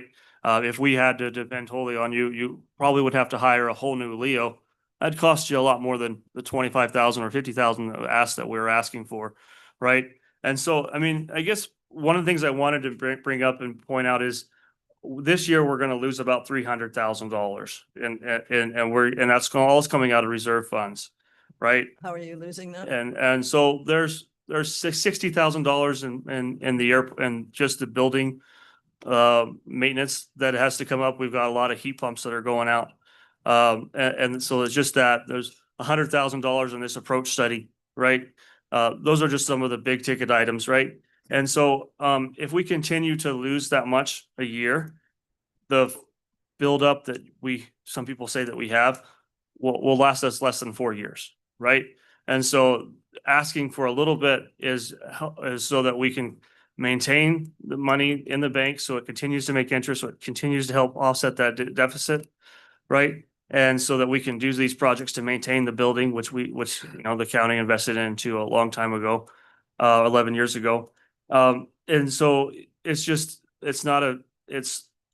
or we can continue to bleed through our funds and come with a larger request. And I would like to be able to use those capital investments that we have to do a project that will increase the revenue, so we don't have to come, so that in these next 5 years, we never come back again, right? But if we spend that 2 million just on what we're losing every year and not able to do a project that will help make us money, I guarantee you we'll be back. We'll be back for a lot larger sum, right? Couple of things that have been talked about, I guess I'll just bring up. The 2 million in the bank, I understand the significant ARPA dollars. I'll just use that term because we all know, what the airport received through there, but that was contingent on, my understanding was contingent on FFA projects, or not necessarily operations, but infrastructure and that type of thing. Is that true, that it was limited or guarded as to what you can use it for? Are you speaking to the CARES money that we received? Is that, so yeah, the CARES money was specifically, there was 5 million towards operation, and the rest of the 11 million was towards capital improvements, right? And that 5 million towards operations resulted in 2 million in the bank, right? Okay. Over that time, right? That's what the losses and other things that we bought to help support, make capital investments that's what it ended up being, right? That's where we are today, right? We also receive 1.3 million in airport improvement projects per year in capital investment, and that has to be capital improvement projects. So that helps support the runway, the taxiways, add-ons to the building. It doesn't do any of the maintenance to the building. So that's one of the reasons why maintenance becomes a shortfall, right? So, but runways, taxiways, and so because of that 1.3 million we receive a year, that's an investment the county receives without having to put, one way to look at it is you're putting in $50,000 for 1.3 million in capital improvements every year, right? So that's the way I like to look at it anyways. That comes from the feds? That comes from the feds, Okay. right? And this year's projects is LED lights on the runway. So that'll reduce our cost of operating those lights. That's one of the huge buzz, and also reduce our maintenance costs. We've had huge costs on them. They were aging out. So we're even utilizing these AIP dollars to be smart and to try to reduce that cost. So again, we become more self-sufficient in the end. So. Okay. Any other commissioners have any questions that have come up? I guess my other question is why you didn't come to the budget hearing? Because that could have been a time that we could have looked at this before we approved our final budget for this year. I came before. Right. Yeah, but I guess I should have come. I don't remember this. Okay. If I was out of town or not. So, so one thing that the approach and departure study is really important because it's going to lower the minimums for aircraft to get into the airfield, and also increase the amount of weight they can take when they take off, right? So those are some of the main things that we've had problems with, and I'm just trying to summarize that. That's a 1 minute summary of, I could spend 30 minutes on the approach and departure study. So that's really what it's going to do. And so, more weight leaving means, more dollars at the airport, more dollars in the community, and more weight coming, the same thing, right? And then more reliability of being able to get in and out, because lowering those minimums, oftentimes our weather sits around 600 for the cloud height, right? And then, but our minimum is only allowed to come at 800, right? So they're 200 feet that they're missing. So those days that it's at 6 and they say they have to have 8, they can't get in here, right? And you end up stuck in Denver. I'm sure some of you guys in this room have been part of that, right? This approach gets us to that 600 for the aircraft that they have. It also gets us to 250 feet if they choose to bring a larger aircraft at E-175. So it helps incentivize the airlines to bring a larger aircraft that's more capable into the airfields. And they are working on that, getting through. Yeah, all so of the pipe. I'll leave, there's only 4 of them, but you Okay. guys could share them. It's a little summary about it. I'll leave it, I'll pass it out for you. It's got a timeline on it. We should be able to have that completed by December of this year and everything in place by January or February. Okay. And so and it's an invisible actual asset that the county has. It becomes a plate that the pilots see on in their books, and it's how they follow the path into the runway. So it's much like an exit lane to a highway is to your town. It means as much to that as that is, right? It's not a physical asset because it's invisible, but it means that much. Just a question, wouldn't a few less hangars up there that were just recently built help this study? A few less hangars. All the new hangars? So the new hangars that we bought or that we purchased with some of that grant money is actually bringing in an extra $100,000 in revenue and offsetting that because we own the hangars, we now are getting $100,000 in revenue towards the airport's operating budget. So that is helping offset that deficit that we continue to have. So I think I consider those a really good investment. Madam Chair, just quick. Aaron, you referenced at the beginning when you started talking the 60-40. Can you tell me where that's coming from? So the joint powers agreement, this, I'll leave this too. It was, September of, 1980 when the Joint Powers Board was found. Paragraph 2 says the Joint Powers Board, as herein created, shall plan the acquisition of airport facilities and other capital improvements and submit its recommendations and budget requests thereof to the county and city, who shall contribute funds to the Joint Powers Board for acquisition of such airport facilities and capital improvements as governing boards. Right, I'm not gonna keep going. Again, we would have had to have been to the budget hearing, like your point is. So I admit that we missed a meeting, but we were here for some of the requests, so. My other concern in reading that, and we read it before, I read it several months ago, but it talks about capital improvements. So it Right. kind of depends on what the definition of that is, because to me, that's not operations. That's Right. Capital improvements. So I don't know, it's semantics, but we're gonna have to figure that out, Right. so. Okay. I don't know that we can give you an answer today. In Mhm. fact, I'm pretty sure we can't, because we would have to determine that we would be amending our budget from what we Mhm. originally approved, and I don't know if anybody's ready to do that at this point. Take a harder look at it. So let's see where it goes. Okay. But right now, it's a little tough because our budget was approved, and that would definitely cause an amendment at that amount of money. So I just thank you for the time again. Okay. Thank you. appreciate it. And yeah, if you'd hand us that, that'd be great.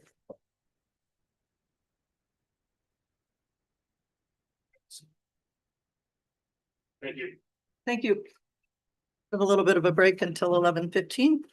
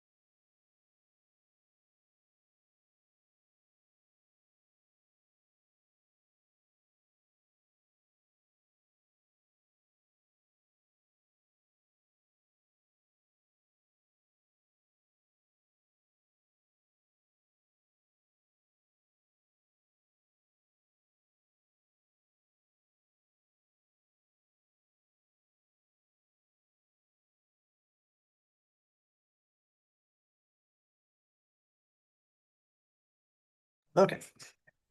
So we have Jerry Parker with Park County Fire District 2 regarding fire restrictions, which is nothing new to us at this time of year. Morning, Commissioners. Thank you for getting me on your agenda at short notice. Given our fire situation right now, BLM went into stage 1 restrictions last Friday. 2 weeks before that, Forest Service went in, so, excuse me, opposite. So typically I'll come before you guys to ask to go to fire stage 1 when both of those entities do, so. That's what I'm here asking for, stage 1. Can you explain stage 1 just for the public listening, what that limits or? Any open burning, Okay. you can have a fire in a pit. You have to maintain 15 foot around any type of welding or anything that's gonna cause a spark or a fire, so. Thank you. So we have a proposed resolution. Resolution is basically the same as we've done the last few years. Commissioner Teal did have one change. Looks like on D, because of the change in how dispatch is working things at this point. How did you want to reword that, Commissioner? I would go with whatever Jerry suggests, but either change it from Park County Sheriff's Department to Local perspective dispatch. Can we just put both Park County Sheriffs or Powell PD? Yeah, you could do that or just put local dispatch. Yeah. Local either dispatch, one. yeah. Yeah. Whatever, if Yeah, satisfies you, I'm that good. works, local. It just, I mean, the exception really doesn't fit with that. Yeah. Because you know why, Nope. right? So the proposal is this resolution with the change to condition D. Persons conducting agricultural burns on private lands, but only with notifications to the local dispatch. I think that would, When beginning and ending the burn, and you'll get those, if this is passed, you'll get that in there. Okay. Okay, D, page 2, page 2. on page 2, D.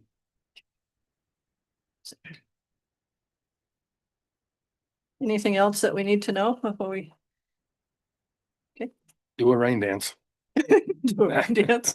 I don't see that in the resolution. No, but we can try. Madam Chair. but at least they're not calling for much lightning here in the No. near future, so. I guess one other consideration, since Mr. Steele brought up the thing about the respective dispatch. The very last part of that resolution says county sheriff and state forester will be provided a copy of this resolution. Mhm. Since Powell should be dispatching. They should get a copy too. Right. So I usually send them out, Scott. I can, okay, I'll send one to Powell. Okay.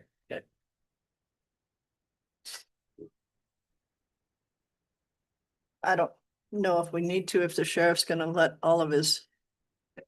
The sheriff's office will notify Powell, right? I mean, do his officers get? Hmm, Do you want to just put it I there? mean, what Right. our guys will do is our guys, or the sheriff will send out emails, all his personnel and dispatch. Letting them know of this in case we get reports, so. Okay. He gets, you could put the county sheriff and all local dispatch. And the state forester will be provided. That way we're Yeah, covered. that's fine. Okay. Does that answer your? Yeah. Okay. Okay, with the changes in D and in the last sentence. What's the pleasure of the board? Madam Chair. I move to approve a resolution for Park County fire restriction and fireworks restrictions for Park County as presented with corrections as stated. Do I need to go? I don't need to detail those. We know. Corrections or updates? Okay, Second. it's been moved and seconded to approve the resolution for fire restriction as amended. That makes sense. Any further discussion on the motion? Hearing none, all those in favor? Aye. Opposed? Jerry, one question, what's the method, I mean, method's not the right word, but what's the way that you lift? To come out, Yeah, I'll come before you guys. okay. Thought that was the case. Yeah, yeah. And that'll be when BLM and Forest. And is there any kind of public notice that goes out? I'm gonna contact. Oh, there's Enterprise. contact. And they kind of had something in last night's paper too, I saw. Yeah, okay. Resolution number? Resolution number 2025-63. Thank you. So Kelly will update that with the resolution number and the two changes as we stated. Right? Okay, we'll get that to you right after lunch. Okay. Probably. Thank you. Thank you, guys. Jared. Have a good day. Now the real problem. What? I did have a conversation with the county attorney since I talked to you guys, so that's, we do have one person that's going to be here, so I'm gonna wait a few minutes. I didn't be here in time, but. Okay. Not 11:25, so we'll give him a couple minutes to get here, but. I'm going to take advantage of. Okay.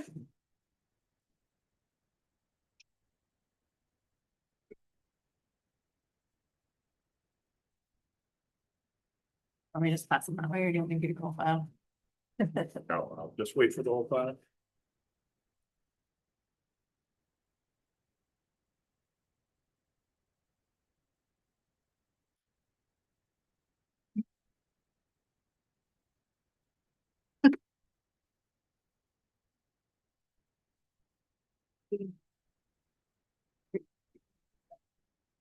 Oh, instead of He's a racist. getting ready for it. What is it, mama? Right. So that fire down there in Matisse started by lightning? Both of them did. In fact, That they both started Matisse within and the a one in couple Hot hours. Springs, I saw they were evacuating people. Oh, yeah, it's on the far side, but Heath's house. Cause that one's lightning too.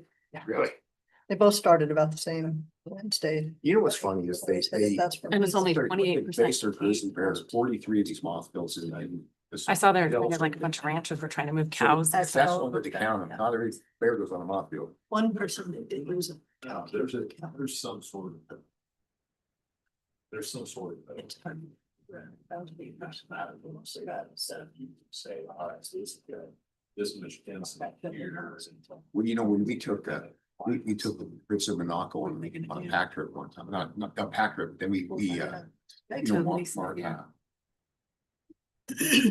Littleton, Marky Littleton. Well, we watched, So. on Arthur another had, note, we watched he- that, Yeah. the he black had bear. taken and Oh, I pasted saw his you. trim. Oh, yeah. And So- Rick Cook texted Prince me that gave. Eagle Creek. Oh, So Then he like texted, $100,000 us to study and, what the effects of rules. well, and then on these it was a migration black bear the cocktails. night before, and So then the we- next he, day, the black bear had been We kicked out. camped there. Grizzly bears. When we had And that. so then And we then ran we into ended up, Rick, and so I told him, because Rick Priscilla was was just like, up well, in he was there. there, and then he texted And, us and said, you guys should have Mothfields. waited, because he went right through our camp. We sat Oh, in, I put my spot. Like right by Eagle Creek. And Well, we were in never- Eagle that Creek, but location it's accounted like yeah, 32. that's our campsite. Just on. Right after we left. Rob wrote it South. there. She got these two cubs and she's That's down there not just. crazy. Yeah, And it's one. he didn't see any pictures that day. She got there slaps. No, thank you. Scott, do you think that the resolution should say local dispatch or appropriate dispatch? Doesn't matter. Doesn't matter. Because I mean, number one, the other dispatch, if we think about it, is BLM and Forest Service, which they've already. They're covered. They're covered, but we only have Cody Fountain. Right. Yeah, So you want to say local or appropriate? I think whatever. we- I think local makes more sense to the people that might read it, that it takes it in their area. I don't think it really matters. No, you're right. You know, Landis Rover. Yeah, He and I and Dan. My nephew. Put on. We all went. Really just ask me to follow it. No. Perhaps we gotta come back over. And spent 3 nights there. And you know, sitting. I thought I already paid for a senior shirt. Sydney's like, Mom, I need $20 for a senior shirt. I'm like, I thought I already paid. On. And when she recorded. Something. The only thing we had a problem with. Yeah. Doesn't make it. Or the 3-year-old Christmas is not a game. Rugged brown, that's what our choice was. By myself. No, these 3 choices are the newest ones. Well, I got it. There's more pages. There's 3 choices. Base casino. Yes. And he comes out. French roast, rugged brown, But- Underneath this tree they. Java. On this kind of a hole in the ridge. Huh? I see this. French roast. That's a that's a color I picked. That's like a coffee. Thanks, I knew, yeah, that'd be your favorite. Java. They did say. Well, how does that compare to what we? Well, they're saying it's really close, but yeah. Let's see. He got rid of me. And he went from that, he was that wall. Like brown. I was sort of. Brown, All candy up. Like Java. Just a little bit. no. I think that's the one that they stated, but let me tell you what the county attorney.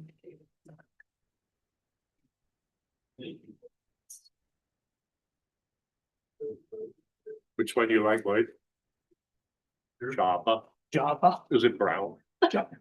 It's kind of a chocolate brown. I give up. A milk chocolate brown. I think it should be French roast in commemoration of Can't be coffee. racist. Cause it says French. This was. What is rugged brown? So. To be honest, like, I don't really see Give a a copy. lot of difference. Well, French roast is But darker. if you'll give a copy to. French roast is Jared probably the is- darkest, Okay. and Okay. rugged brown looks the lightest. But I don't remember what color we picked. I think we'll go ahead and get started. I was expecting one citizen that has to be here, but not gonna hold the time frame. On this, it is a strange request. Horizon Cell Tower, which, as you all know, we approved after a court settlement with the tower for the North Fork. Included in that settlement was the color of the tower. And Hart County provided what we felt met with kind of some Forest Service color palette color. And Horizon has notified us that one of the colors that we picked on that is not available through Sherwin-Williams. We don't have any further updated information as to whether it's available through anybody else, or why it can't be matched, or whether it's a specialty paint, or what the real reason is that in today's world, they cannot match that color from anywhere, it appears, and wanted us to make a change. Through advice from our county attorney's office, who I did contact since this was through a court settlement situation, he advised that if we have no further information, that maybe we need to get more information as to why this color can't be done. So that's where it's at right now. What's the pleasure of the board? Madam Chair, I agree. I mean, I don't really have a problem with any of these others, but just because you want to, you maybe can save a buck, I don't know. Sherwin-Williams is their only option. If that was the case, that should have been brought up earlier and said, this is the color chart from Sherwin-Williams and which to pick. So until we get further information, I almost feel like they're wanting left off, off the hook for something. So I don't choose to agree with it. I don't really have a problem with one of these, but I want a little more than this whole situation from the beginning was a mess, so. Madam Chair, and also I think one of the only concessions that Horizon gave us was the color pick. Yeah, Now they're saying, no, you can't pick that color. So it just doesn't seem, it Okay. seems a little strange to me that we lose one concession that we had. I will say this is your opportunity to go back to orange and black. Yeah, I. Kyle Panther appreciate it. colors. Now, Wow. let's I not already get told a him. little Yeah. carried away here. Blue and gold. Now we just have Rocky Mountain Grizzlies, so. There's Okay. a gold stripe around I it. guess I'm in agreement. We need to have them come back, but I think we need to make a statement that we're not trying to hold this up No, because they're the ones that need to provide that. Mhm. right. So I just want to make that clear that it's on them. Okay. And maybe we get, I don't know if we get short to make the call, if there's something that, to let them know that, Okay, okay, we understand this, but we need to keep moving this. okay. I will, I'll work with our planning office who have been handling this correspondence and the county attorney to hopefully get updated information or find out what direction we need to go. Does that make sense? Yeah. Okay. With that, we are basically we're not gonna do anything, Kim. We're gonna wait for more information. Regarding the tower color. We're gonna send a note back to him. I'll get with you afterward. Okay. Okay. We're thinking brown though. Oh. Sorry, Brian. We just made the decision that we did well. What's that? We went with orange and black. We did not go with orange and black. That's blue and gold. Blue and gold. Answer. We put it back on them to provide us the reasoning that this paint color cannot be had when today's industry seems to indicate they can do any color that you provide to them. Sure. And they only gave us a reason that one provider can't provide it, so we're gonna go back with them for more information. Okay. Okay. Good. I still. 2 seconds and then we're out of here, so. Okay. We're 3 minutes late. I apologize. I ended up being on a delay, and so I thought you guys were still going. And then all of a sudden Okay, what I will say is this is Brian Clarkson and he was our local representative to the homeowners in the area of this tower and had most of the communication with them through the process of doing the height and the color and all that. So that is why he has input on this. Thank you. Madam Chair, distinguished commissioners, thank you for the opportunity to speak. Apologize for my tardiness. I'm here today to strongly oppose the tower's request to change the agreed upon color. With the proposed Green Creek Tower, this just isn't about paint. It's about precedent, accountability, and integrity. Let me remind you, especially Mrs. Simone, the rest of you were here. The community overwhelmingly rejected this project as demonstrated by the petition. Your Planning and Zoning Commission recommended denial. You, the county commissioners, voted to deny the tower. Horizon responded not by collaborating, but by threatening to sue all the way to the Supreme Court. In the words of Horizon's own Shelley Neese, they weren't just unhappy. They were disgusted with the process and made it clear that they intended to bulldoze forward regardless of local input. It's not just the community raising concerns. The Wyoming SHPO has confirmed that the nearby Simmons site is eligible for the National Register. On June 16th, 2025, the Eastern Shoshone TIPO went further, formally flagging the tower project as having an adverse effect to a known traditional cultural property. In the end, the county entered a legal settlement with strict conditions, including a color requirement intended to reduce visual impacts on our valley. I was asked by the county to lead that color selection. I worked with local artists, residents, and even modeled the color through different seasons. The final color was chosen from a subset provided by the county and submitted over Christmas break. Now Horizon claims their manufacturer can't match the selected color and wants to change it. That's not the county's problem to solve. They agreed to these terms. They can't meet them. They should be held accountable just like anybody else who signs a legal agreement. If Horizon is now requesting to modify agreed upon conditions, the county should view this as an opportunity, not to just deny the request, but to negotiate for additional protections. For example, the current tower design includes no meaningful setback from the county right-of-way, putting Green Creek residents and visitors at risk from falling ice or debris. This is a chance to demand a proper offset and safety mitigation in exchange for any flexibility. This is about standing up to a bully. Horizon sued the county, costing time, money, and public trust. Approving this change now sends a message that settlement conditions are optional and that those who push hardest get their way. I respectfully ask you to deny this request and demonstrate that Park County honors its agreements and stands up for its people and its landscapes. Thank you. Thank you for letting me read that. I appreciate it. Sorry for my tardiness. All right. It's okay. I think as I told you, we Yeah. are not making a decision today, going back to them. Yeah. So, Yeah. Okay. Yeah. I was listening on my way. okay, Enjoy your lunch and thanks again. thank you. Thank you. With that, commissioners, we're recessed until 1:15.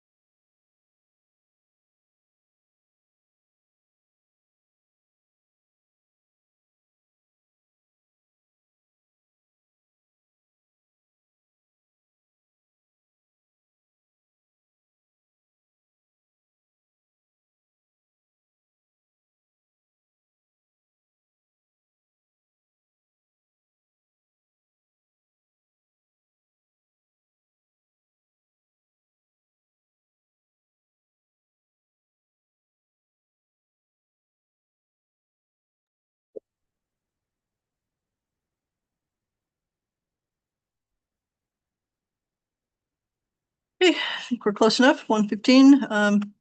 The next thing on our agenda, Development Standards and Regulations 2025, what we're referring to as DSR 1 review. Comments received and possible action over the last 45 days or so. We received 138 comments from the computer survey, 8 written comments in email or letter form, and 19 comments from the public hearing held by the Board of County Commissioners on August 5th. So are you okay? Yeah. What we've got, Get IT help over here. oh, great. 818 from Nazi. What we're gonna do is, Go to your. they are all available up on the screen. I'll have Planning Director Joy Hill work through. Multiple of the comments are for round 2, are not applicable for the changes that are being contemplated in round 1. So probably move through those, but the ones that are applicable to round 1 are the ones we'll be looking at today. So everybody ready for Joy to start? Yeah, go ahead. I'll catch up. Okay, Madam Chair, is your intent to go one by one I or? think so just to be sure we cover what we need to cover. Okay, so my screen is up. I'm sharing in Zoom in case you're on Zoom. Obviously, comment number 1 was a test, and so there's nothing to address on that. Comment number 2, why is this information not being mailed to the tax-paying landowners who this will directly affect? State statute requires 45-day notice for amendments to regulations, and that is the particular area of the regulations in question here. The board placed notice in the local newspapers, on the county website and project website, and sent multiple emails to interested parties as identified throughout both the land use plan and regulation amendments processes. So for those that were concerned that you did not mail notice to every single landowner for every action on the regulation amendments, that is the answer. Does the board wish to change that response? I think the only thing that I would add is that during the land use plan and working into this, we did have the opportunity for people to sign up to receive direct emails when things were done. And those email blasts were done to those that signed up to receive that information. Is that correct? And that's in the response. I know, sort of. I didn't put that exact, but I added that to the end if that is Okay. helpful. Okay. Anything else on 2? Okay. All right, number 3, identifying a last paragraph not being included. Was it intentional or oversight? The language from the second paragraph under Chapter 1, Section 1E of the current DSR was moved and placed into Section 1B in the adoption draft of the DSR. So the paragraph was not omitted, it was moved. Okay. Anything else there? Just speak up, guys, if you have something that. Yeah, we have a lot to cover, so if you could shake heads, that would help. Okay. Okay. Number 4, Chapter 5, Road and Bridge Standards will be removed. So this is a Brian Edwards comment, and it's regarding the road and bridge standards being removed. That's going to be addressed in round 2. So that is how we address that particular comment. There will be several from Brian Edwards in here that are going to be round 2, and he's aware of that. Comment number 5, subsection C. This was section 1C, I believe, of chapter 1. Can't find where any wording from statute was added, any text removed, or any text moved. The answer to this, some of the language from original section 1.c was moved to section 1B in the adoption draft. Material from original section 1D was placed in section 1C of the adoption draft and reworded. The word morals was added because it is specifically referenced in Wyoming state statute. Okay. Number 6, suggest removing the word morals. Again, this is alluding to that same appearance of morals. Again, the word morals is specifically referenced in Wyoming state statute, and we wanted the rules to reflect that language. Number 7,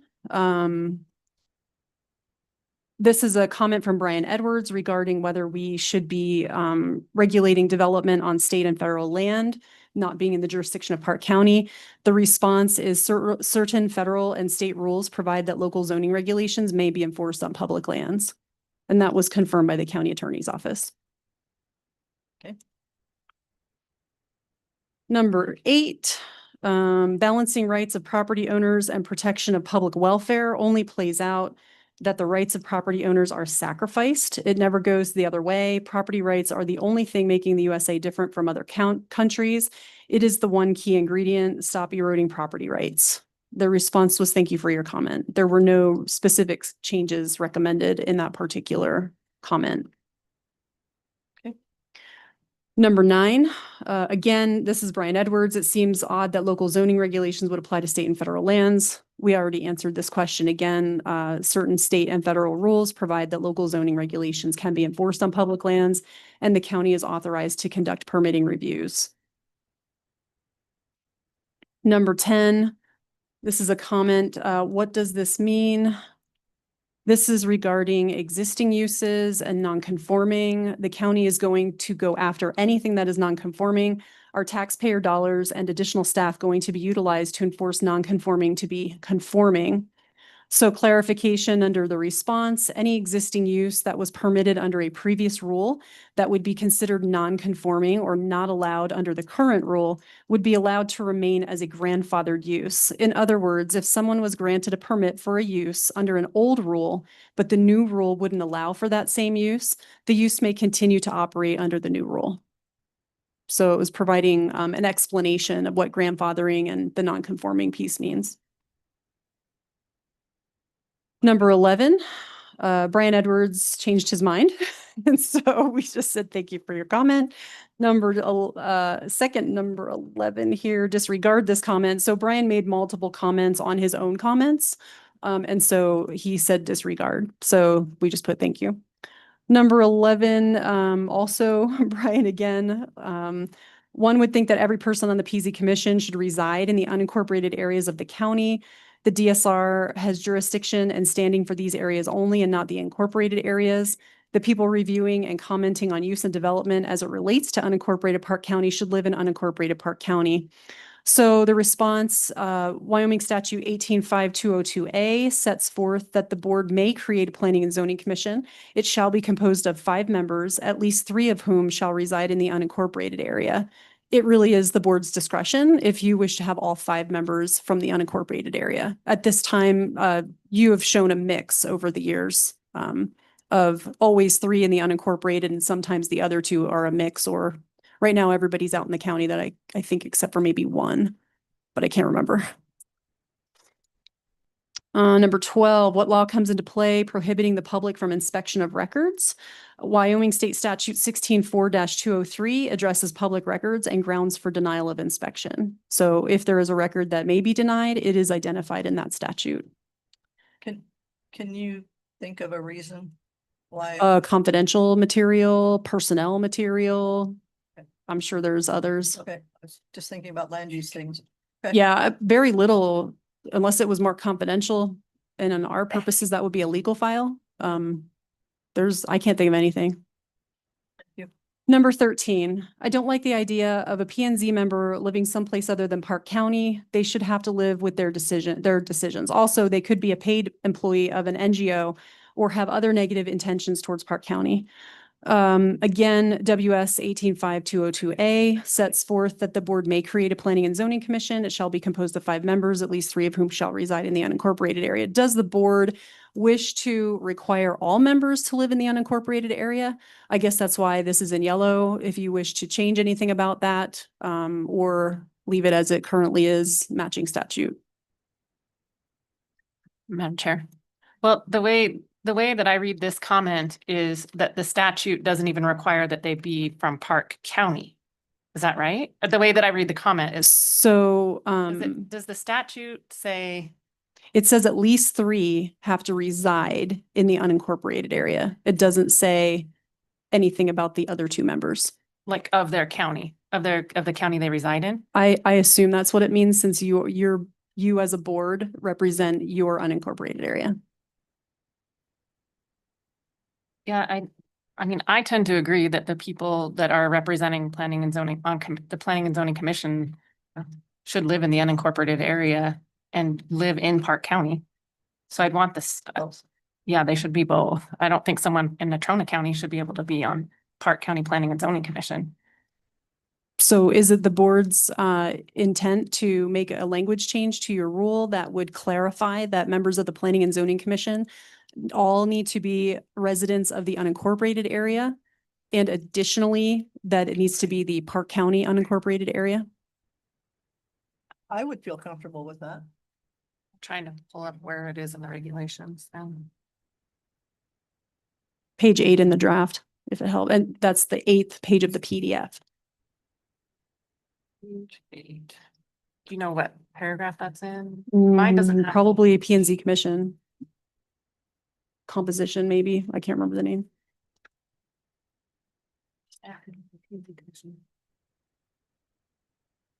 Look like that's the right area. Page 8. See, adoption may not be.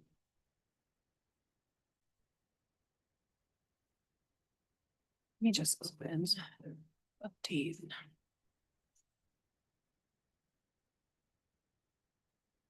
Chapter 1, page 8. Well, it's the 8th page of the PDF. So not. I'm pulling it up from the website. Oh, are you pulling it from the Pull link? Well, I copied and pasted the link and then it pulled up the website. It's under section 2 of chapter 1. And it's on page 1, Section 2. 1-6. It is B, little b. The P and Z Commission is composed of 5 members appointed by the board, at least 3 of whom reside in the unincorporated area of the county, is what it says. So what is the feeling of the board as far as making that all 5 members of the commission will be from the unincorporated part of Park County? But Madam Chair, do we know what the city, like city P and Z, do they have to reside within the city? Or do they allow county, do we know the rules there? Well, I think you have to own property in the city. I don't know if you have to live in the city, because I know of a member who owns property in the city but doesn't live in the city. Thoughts? Thought is, in my opinion, we need to really define reside. Do they live there full time in the unincorporated area? And then is it fair because maybe somebody lives in town, but they own a lot of property outside, them just throwing a Harold Muscle at you. So I know the city of Powell over in Powell, I'm gonna give you an example, Greg, right? He's got 40-some rentals, but he doesn't get a vote on city issues because he Right. lives outside of town. So I And- mean, it works both ways. I have no problem. I think by far the majority needs to be, and that's kind of how it is. 3 out of 5 are required to. And So on the I'm open opposite for- end, you have myself who lives inside an incorporated city of Powell and own a business in the county. Yeah. Powell is in Park County. Yeah. So, and I think as far as having requirements from Park County, I think the commissioners have a filter on that when we interview people for the board of Park County Commissioners or ask if they live in Park County. So I don't think that needs to be stressed, but as far as all of them being from the unincorporated, I could go either way. I mean, but it hasn't been broken too much, has it? That we have had at least 3. That doesn't mean all 5 can't be from the unincorporated. Right. But the majority. The other thing that comes into mind, I guess, just after thinking and reading this is at times over the last 6 or 7 years, there's times it's tough to get applicants. And we might not have applicants Right. that are from the unincorporated part. So what do you do? Because it pays so well. Right, well, it is one of them that does pay, but that's the only one. But anyway, But so is your feelings now to leave it the same as it is then? Yeah, but the way I understood the public comment was the concern was that Outside they of were Park living County. somewhere other than Park County, but I don't think that's what this says, because it says in the unincorporated area of the county, and the county is Park County. Right.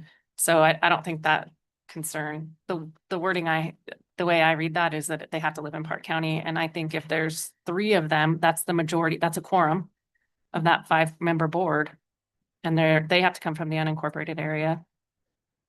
I I'm don't okay know with what that. the, I'm not sure what the reference is either as far as living anywhere other than Park County. I don't know that we've ever had anybody like that that I'm aware of.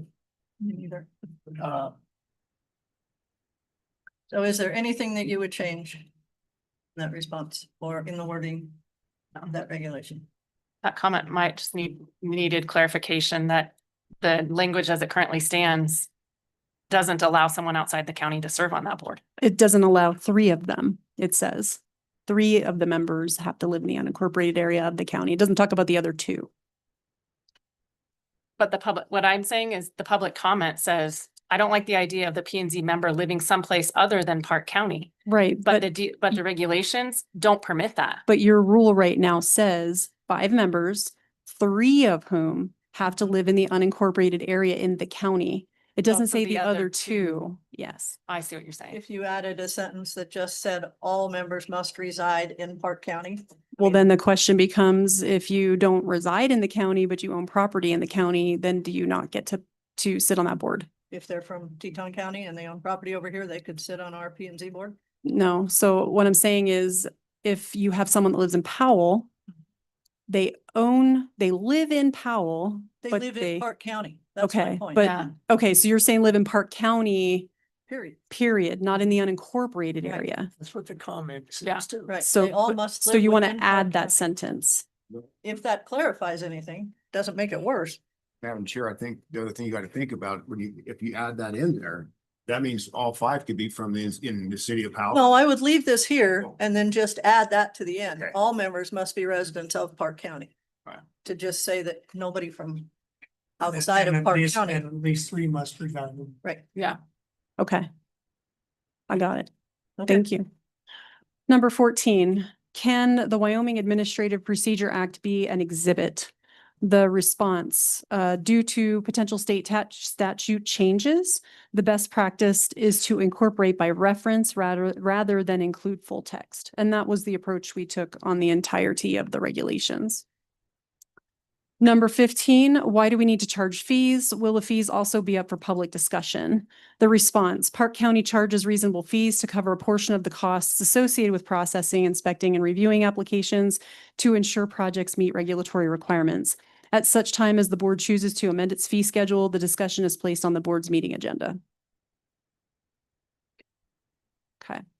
Next, number 16, can we add this form as an exhibit? When they're talking about forms, application forms, best practice is to not include forms in officially adopted regulations. Forms and applications are available in the Planning and Zoning Department and on the county website.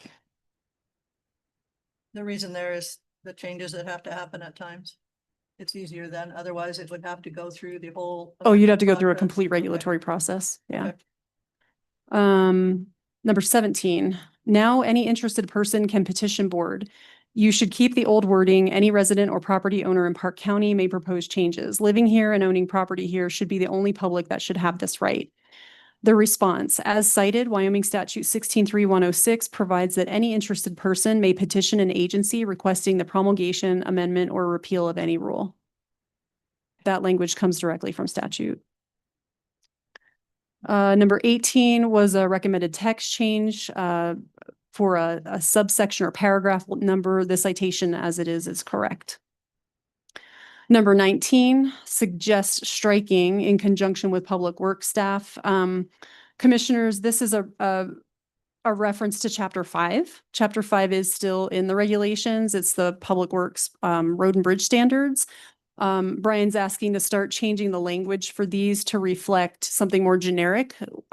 We would suggest that you hold this till round 2 because Chapter 5 is going to go away and every single reference to Chapter 5 is going to have to be removed. You could start doing it now, but it's not anything that we discussed during round 1. Would you like to hold to round 2? Yes, What's it? hold it till round 2. Okay, Okay. thank you.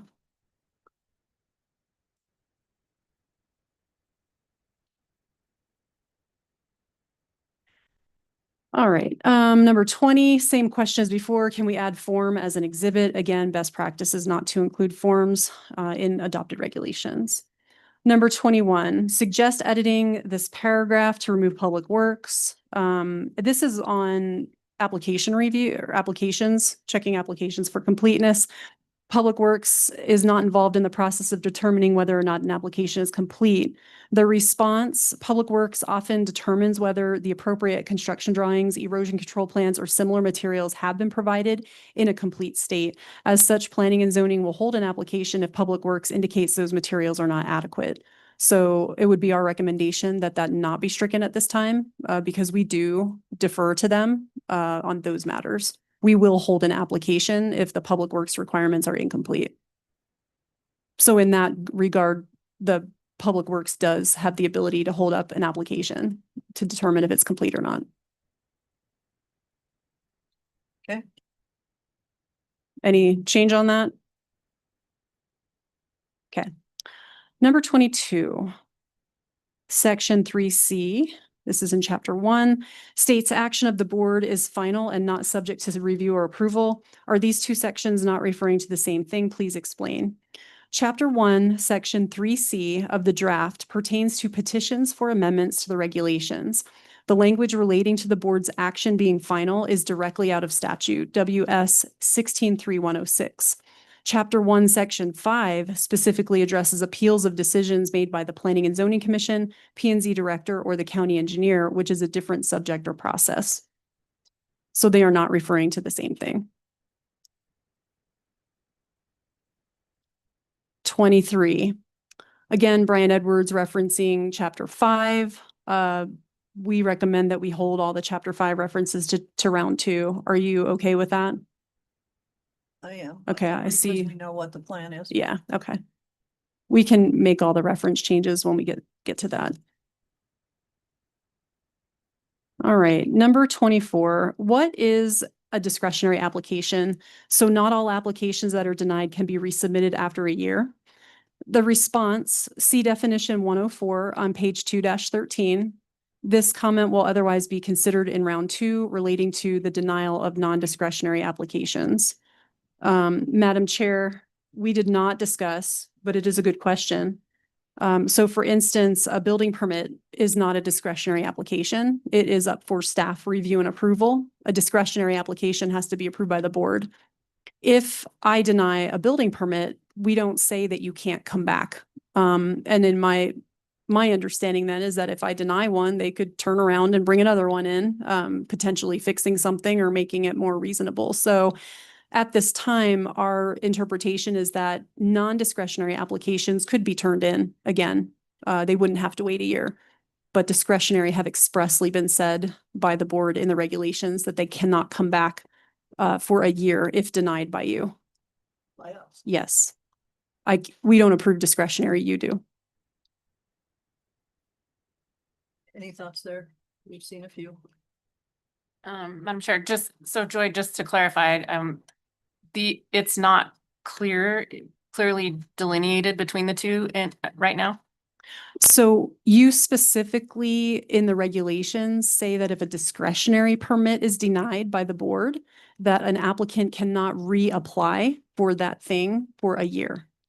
But we But don't there's no say clarification that. about the non-discretionary. Yeah, and And that's the so question. we would let them reapply. And the only reason we would deny another application would be it's incomplete or you're not allowed to do it in a particular zoning district. You know, there's very little reason for denial of a building permit, very little.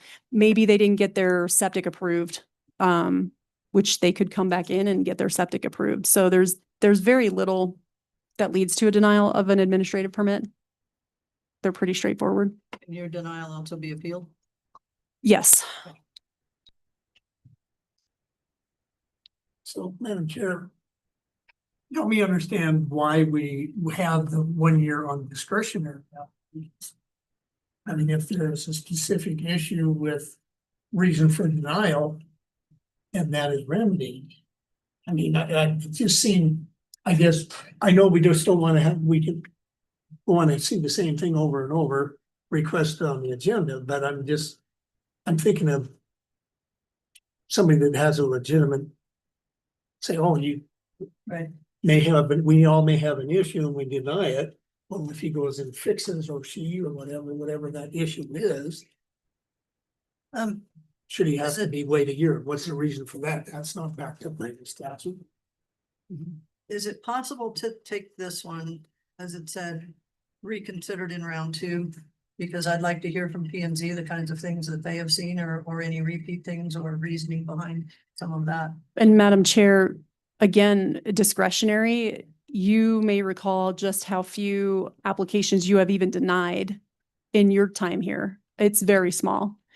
Very rarely do you deny a discretionary permit. It is for lack of compatibility is generally your reasoning. But I'm not saying there's not a way they couldn't come back, but generally your denial on discretionary is kind of a big deal. It wasn't a decision you made lightly. I think we could have more discussion on this in round two. I don't know that it's something that we've really talked about in round one or looked at in round one, but I'd like to see it come back in round two. Okay, we'll leave that note. Number 25, this is a question about evidence on appeal. The 2015 DSR was silent on the subject of evidence. The initial draft of the proposed DSR specified there would be no rules of evidence in appeals, and the chair of the BOCC would decide what evidence would be allowed. The new draft says the board shall decide what criteria will be used. Will there be public discussion on what evidence is material? Will it be by majority vote of the board, or will it require unanimous approval? Since evidence is not shared with the public in advance of the hearing, there is little ability for rebuttal prior to the board's deliberations on evidence. This is wrong. The response, as stated in paragraph 4, review of the decision being appealed shall be limited to the record, the contents of which are defined in paragraph 3. The record is available for public inspection in the Planning and Zoning Department and BCC office. Also in paragraph 4, the board shall include a basis for the decision. No change to be made on this matter. If there was a suggestion to clarify anything, the board may want to consider adding to the beginning of chapter 1, section 1D, except as otherwise provided by statute, any decision or action by the board shall be by the vote of the majority of the board. And that is to clarify how you make your vote, because that is not anywhere else. And so the county attorney would recommend that you add that sentence to section 1D in chapter 1. Are you opposed to that? No. Okay. So we're going to make that change, is that correct? Sounds like- Okay. All right, on number 26, Madam Chair, this was brought up by a planning and zoning commissioner who thought we had changed language under variance, that we would only hear variances that had a direct impact on an application being brought before the commission. That was not my recollection of the discussion. And unfortunately, it has taken me hours to try to find the actual discussion. I literally just landed on it moments before I walked in the room, but I did not get to listen to the whole discussion. But it was on February 25th. And it wasn't in the document that and you guys were present for that conversation. So if you remember something different, the question is, would the P&Z Commission hear all variances? Or were they only going to hear variances that may be related to some other project? And my recollection was that's very arbitrary. Like just picking and choosing, the ones. Also, it might be subjective. But I did not re-listen to the recording in that section yet. I didn't quite get there. So if you would like that to be reheard, but my recollection was that we decided it was going to be all or none. And that was a group decision. And that's where the language landed. I guess sometimes we don't know if it's going to lead to something else. We might if we know it's a variance and then subdivision or something like that as far as lot sizes or whatever other variance stuff we've heard, but I'm a little concerned that if we put that in there, that it's only related to projects that may come to them in the future, that we would always know that. I don't really like adding work to any of us, but it would add some work to them to hear them all. Some of them are pretty basic, but I don't know. I would just be nervous if we said, it's not gonna affect anything in the future, so we're just gonna do it and then find out it affects P&Z 6 months later. Madam Chair, isn't this the one where, so this is where there's two public hearings now where there didn't used to be? Yeah, and so I think there was the potential to say, okay, well, maybe not every variance we need to go to P and Z. You know, just like if a variance somehow was gonna impact a subdivision or an SUP, but again, like Dossie said, we don't always know. But also that could be subject to interpretation. How do we determine if your variance decision may impact? There's a lot of ways it could or couldn't, so. But I don't remember the discussion exactly, and I was hoping maybe one of you would have remembered, but I don't remember it. Madam Chair, I thought it was kind of a majority vote of the P and Z and us that that's the way we wanted to do it. They heard variances, yeah. That's my recollection. Because that, I think that was the decision we made, is they would go to the P and Z and then come to us. Okay. Was that? That's the way I remember it too. And that they came to us regardless of P and C's decision on the variance. No, no, what we're saying is they wouldn't even have heard it yet. If the variance comes in to our planning and zoning office, all variances then start at the office and then go to planning and zoning commission, then come to us. What they're saying is there's a few that might not have to go to the planning and zoning commission. They would just come to us if they weren't going to negatively affect any other Make that project. decision. Well, that's the problem, is we don't know, and so that's why I think we were leaning toward they do them So all. what was the reasoning where it had to go Duncan walk? I just- What was the reasoning that the planning and zoning commission wanted to be bothered with the variances anyway, when the ultimate decision is made right here? I remember there was a discussion about that there were some variances that if had they known about, they wouldn't have made the recommendations going forward.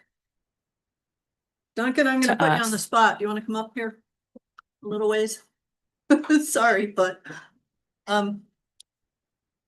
we're at a point where there's a suggestion, or the concern, as you can see, is thought we change this to where we would only hear variances that had a direct impact on an application being brought before the commission. I think we had understood that all variances were gonna go to the commission first and then come to us. Can you tell us what your recollection of that? Madam Chair, members of the board, that is my recollection also, that the P and Z Commission would hear all variances. And to Commissioner Teal's point, one of the things that we've run into is variances running, and Joy, you can correct me if I'm wrong on this, but variances can run concurrently with an application. And so there have been times when we've been considering an application and trying to make a decision on an application where you are hearing a variance about it, and your answer on the variance could change the outcome of our decision.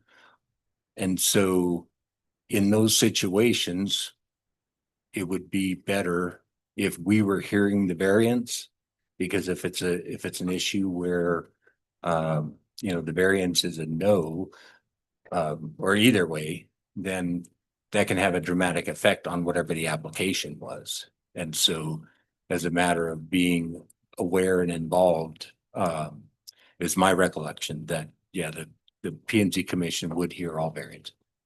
So Madam Chair, Duncan, would it be, if they weren't running concurrent, would there be a conflict?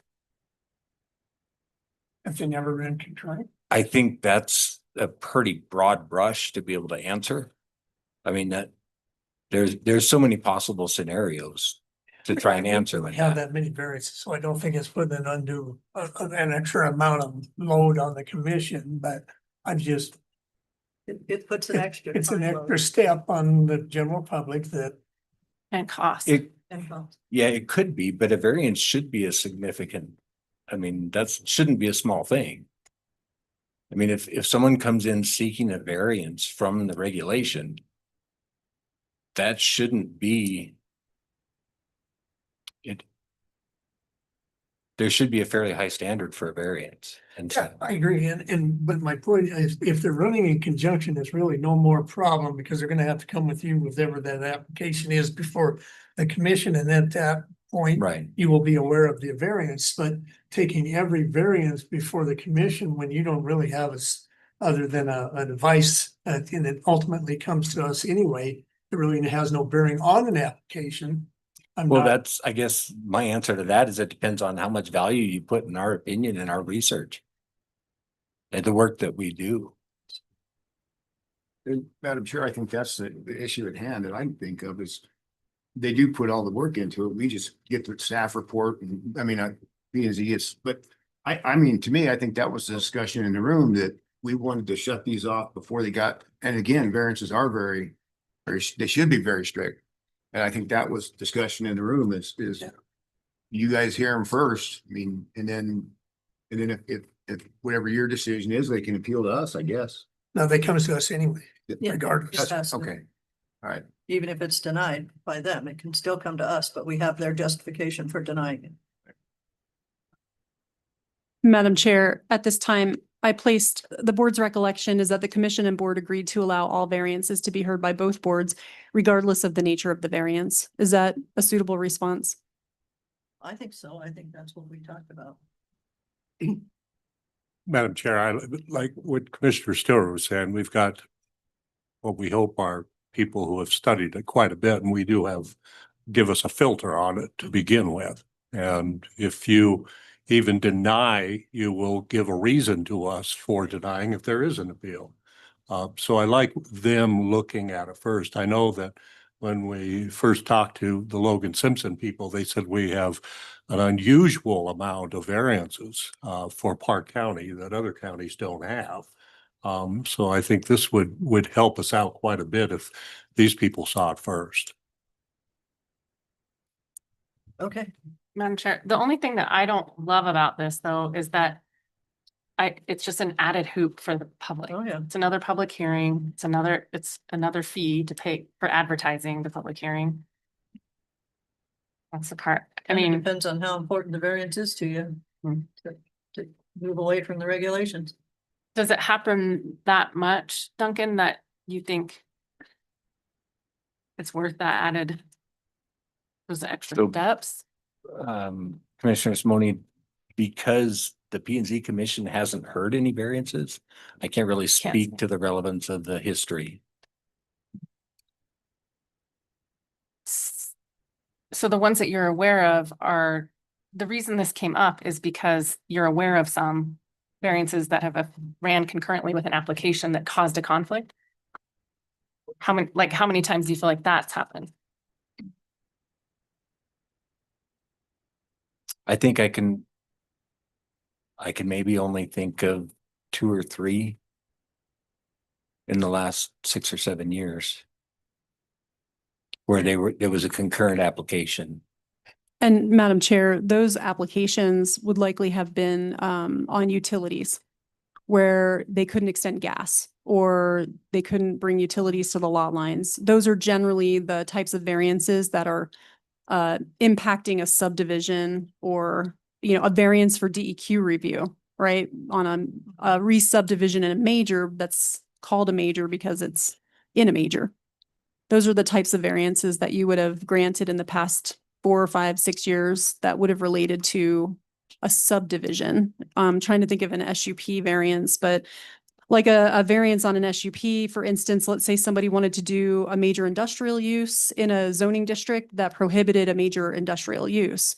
Well, we wouldn't even let them go forward with that SUP until that variance was approved anyway, because they'd be wasting their time if you denied the variance for the use. So that would be like an SUP example, I guess. We don't have a lot of those, so. Madam Chair, we had one too, was on a road improvement agreement that was they weren't trying to get Well, that's administrative relief. That's Okay. different. that wasn't the variance. Well, administrative relief is in essence a variance, but it does not go through the variance process. At least not in round 1.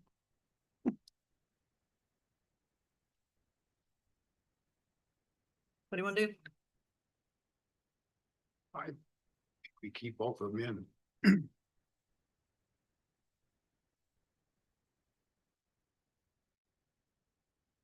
Madam Chair, and I think they need to go out. I think you have 1 or 2 instances you have, and you're punishing, in a sense, punishing everybody that to go through one more step because 1 or 2 rare occurrences. And it's making, to me, it's making it more difficult for everybody to fix one problem.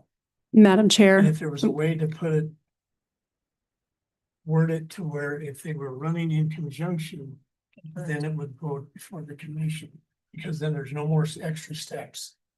Well, they would still have the same advertising, same thing. It still adds what we're hoping not to add to the public. They would have to go before, because most likely on the application, it goes before the commission anyway. the problem with concurrency, which is what we have right now, is if the variance date hits your calendar first, it never goes to P and Z. Because we're not going to hold the variance. It needs to go on the first available hearing date, and yours would hit first. So it would never make it to them because they only meet once a month, whereas you have multiple meetings. So that's the problem with concurrency. If we say they can run concurrent, if you're requiring them to run concurrent, then we would wait. But if you say they could run concurrent, then what happens now is it goes to you because you're the first meeting and we have to do it at the first available meeting. So, and let me just remind you, you met with the Planning and Zoning Commission multiple times. We've discussed variances for hours. And you came to the end of the 2 hearing requirement based on those multiple conversations. I may recommend that instead of pulling that requirement right now, you can readdress it in round 2. You've already demonstrated to the public in the draft that you intended to have 2 hearings twice. That's been out there now. Certainly, if you want to pull the hearing requirement with P and Z, you may do that, but you may also want to just revisit it in round 2, see how things go here for the next couple of months or year or whatever. And if you decide to pull that second hearing, you could do it in round 2 as well. Whatever you choose, just another option. But it was the P and Z Commission that requested the second hearing so that they could hear them. Okay, Madam Chair, I lean the way Commissioner Teal leans. I know it sounds like there's a problem, but it doesn't sound like it's a huge problem. So I think adding more hearings and more cost is what we're kind of trying to get away from. I can see on a couple examples where it might be a problem, but even it's a P and Z member that's posing the question. It's her that's posing the comment. And it was also her who recommended 2 hearings. So I guess we'd want to go back and look, listen again. I don't know. I lean more towards not leaving it in for 2, but that's where I am. there's nothing that says we could pull it for now. P and Z's information to us has always been recommendations, not official decisions. As far as that goes, whether we end up dealing with a gas line later or not, we never really know all the time, but I'm wondering if we pull it for now and have that discussion again as we finalize where we're going with DSR 2. And if there's any other examples or any other thought processes where this would be an issue, other than more cost and more time frame. Madam Chair, is what I'm hearing that you're suggesting to the board to vote on whether you want to have 1 variance or 1 public hearing for a variance or 2? Is that what I'm hearing? Yes. So what is the interest of the board? Do you want to have 1 public hearing with you or 2 public hearings, first with P and Z and then with you? What is the desire of the board? I want to have 2. Okay. I think that P and Z does a good job of filtering it out, and a lot of times we don't have all the complete information that they have, including the evidence for a variance. So I would like to have P and Z look at it first for the variance. Okay. You're a no. I'd say 2. And I say 1, make it whatever the least, the most easiest for the public.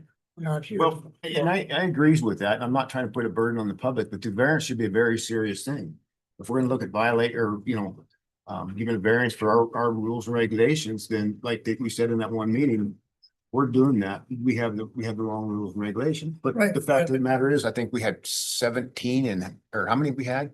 We had quite a few, but now that we've made the changes to the rules, we would expect that there be far less variances than we had before due to those corrections. or if we have, I'm sure if we have repeated variances request, then we obviously need to look into improving our rules, and it will take care of itself without adding burden of step for the general public for whoever to fix our rules. Because of the agreement with planning and zoning and the meetings that we had, I would say we leave it the way we left it after the meeting, so I would go Scott's about people. So you're sticking with 2 public hearings on a variance? Okay. And I understand the scenario and I understand the cost, but that's what was agreed on when we were all in the room. So Okay. Madam Chair, just, what is the added cost? The public hearing notices, the application cost will remain the same. So you just pay for 2 sets of neighbor notices and 2 sets of newspaper notices. Okay, thank you. Number 27, recommendation to remove may and replace with shall. This is in regard to the P and Z director may send a notice of violation or a notice to abate. The reason the word may is used for a notice of violation is because I have a choice to send a notice to abate or send a notice of violation. And so that's why may is used. We do not have to go the notice of violation route. We can directly jump to notice to abate. A notice to abate is very serious. That requires a contested case hearing before the board. It's a much more formal process, but the county attorney would like the county to have the opportunity to go that direction should we choose. And that's like a statutory option that you can do. I have not issued a notice to abate in my time here, but that's not to say that we may not come across a situation that we would need to do that. It would have to be pretty serious. So your understanding of question from the public is the word may meaning one or the other. The public is asking, why is it say I may send a notice of violation? Right. And then later, another comment, may send a notice to abate. The reason it's may is because we can do one or the The other. other, Mhm. I was reading that differently. Or And- shall send and- a notice. That was part of the discussion I had with the county attorney, you know, in regards to those, because I didn't know the answer. Okay. So basically 28 again was the same language, but on notice to abate. Number 29, this seems unfair. Why should a notice of violation ever be considered a final decision? Really doesn't make sense. The response on the table, if a person disagrees with the director's decision that they are in violation, in other words, the landowner believes they are not in violation, they should have the ability to obtain the board's determination. Which we have now. Yes. But there, again, why should a notice of violation be final? Because it gives them the opportunity to appeal my decision. And that has occurred, so. In the county attorney's discussions that we've had before, you need to provide a final decision from you in your position before it can be appealed to us. Yes. Okay. There was a reference to may and shall, but we think the comment was accidentally placed in the margin of the document, so we think that was an error. Then the next comment about may and shall, we believe this is the correct location where the last comment was intended to fall. The planning and zoning director may opt to send an NOV, which is a notice of violation, hence the use of the word may. It's kind of repeat of what was said above, again, regarding notice of violation. Number 32, not sure the word and is the best choice. Possibly consider but or yet. Our comment regarding that particular sentence was no change. And I don't remember this, so we'd have to open it up to see the sentence. Did the board review that? I did, but I don't remember this one. Sentence, that was it. I don't know if I'm going to quickly be able to land on it here. I don't have that document up.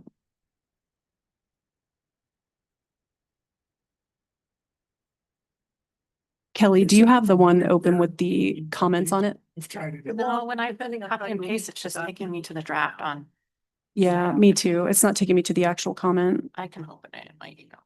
When I try to open it on SharePoint, it's yelling at me. Right. Doesn't Like look this, good. it's telling me I have to download it and I can't.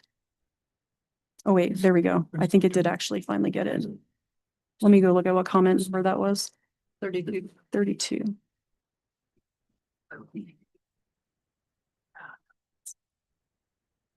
Oh, that's, and wait, I have two new comments.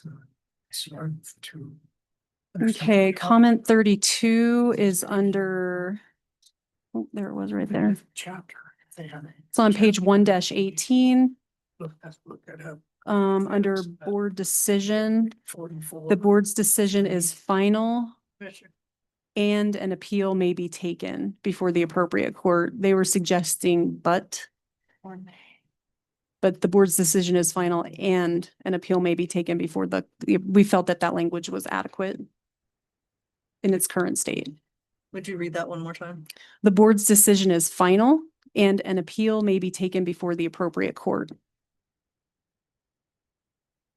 This is on a violation. Or on an appeal, Anybody sorry. want to change, or are you okay with the current wording? Okay, I don't know, the word yet, I don't know how that would fit in there. Can you read that sentence with the word yet? If I can get it back open again. Sorry. The board's decision is final, yet an appeal may be taken before the appropriate court. Okay. Yes.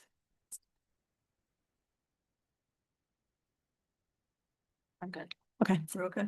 All right, number 33, maybe should be Board of Directors, confusing because board is used prior in the document, but refers to the Board of County Commissioners. This reference is to the Board of County Commissioners as defined in Chapter 2, Definition 57 and Section 1. At no point in time in this document does board mean Board of Directors. So I'm not sure the clarity there because board means board throughout the entire document. It's defined in Chapter 2 and the opening of Chapter 1. Again, same thing for 34, Board of Directors or Board of Commissioners. The reference is Board of Commissioners appropriately because that is which board we're talking about. Number 35, questioning about, don't see a subsection G in Section 8. And that is because Section 8 is wholly new. There is no need for a Section G. The material that was there previously was moved somewhere else, most likely in that case. Number 36. This is Brian Edwards. Okay, so we're going to start jumping into a lot of Brian Edwards comments that belong in round 2. If you want me to read every single one of them, I'm happy to do that, but most of them are referring to Chapter 5, and we have nothing to do with Chapter 5. Does anybody need to see those right now, or will we wait until we do the road? Okay. Okay, there's quite a few of those. Number 38, I object to artist studios continuing to be classified as adult entertainment. Drawing, sculpting, and painting the undraped figure nude model is the foundational study for an art student. It remains a lifelong exercise for many artists, and opportunities to work from a live model are invaluable for maintaining one's level of skill.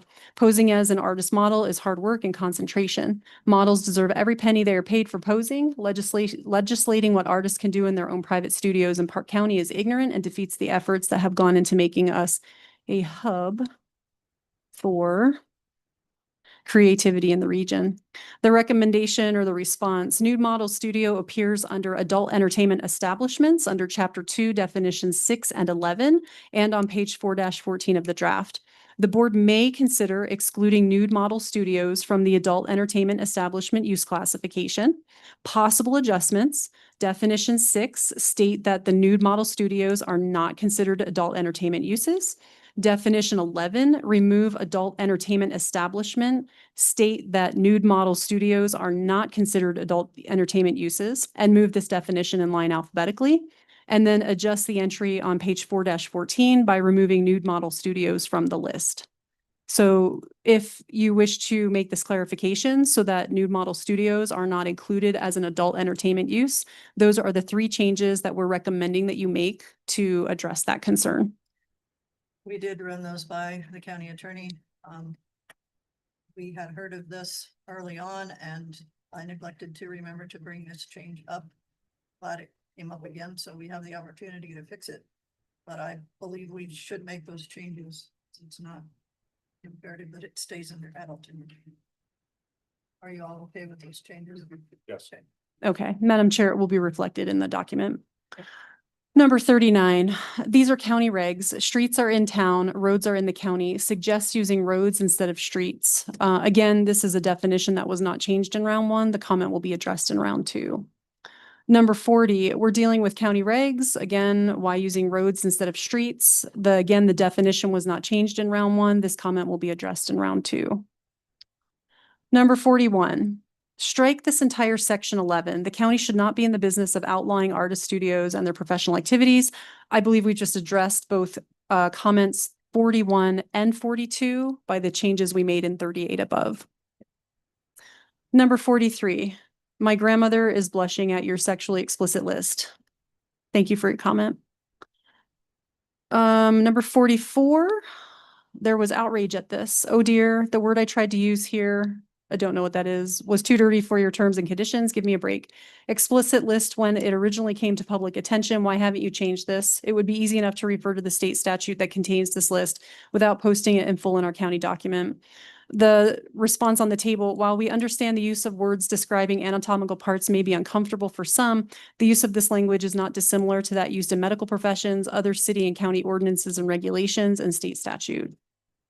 I think we had a discussion with both us and the Planning and Zoning Commission that even though it is pretty graphic language, it protects us more to have that language in there to be sure that nobody can slide through the cracks in getting a use in that we really don't want to see.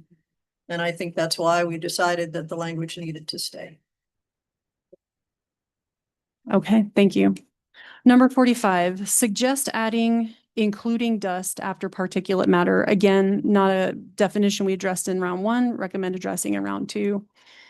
Numbers 46, 47, 48, 49, 50, 51, 52, 53, 54, 55, 56, 57, 58, 59, 60, 61, 62, 63, 64, 65, 66, and 67 are all round two items. And so we will hold those comments until round two.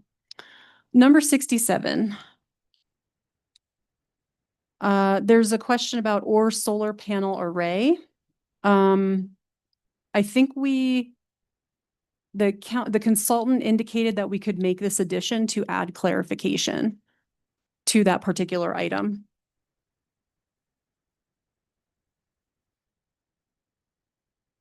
Let me see. Solar panel array, the reflection. I need to No, find it it. has to do with the size and the kilowatts, megahertz, whatever it's called. In different levels underneath the industrial siding and those statutes in the state as to what you can have. The problem that I have is one of the things that the consultant mentioned, and I mentioned this to Joy, is like a small solar array is 100 acres. That's in my mind pretty large. But I don't know what we want to do there. Madam Chair, the consultant had indicated that we could hold the conversation until round two if you really want to dig in and understand that change or that difference, or add solar panel array to this particular definition.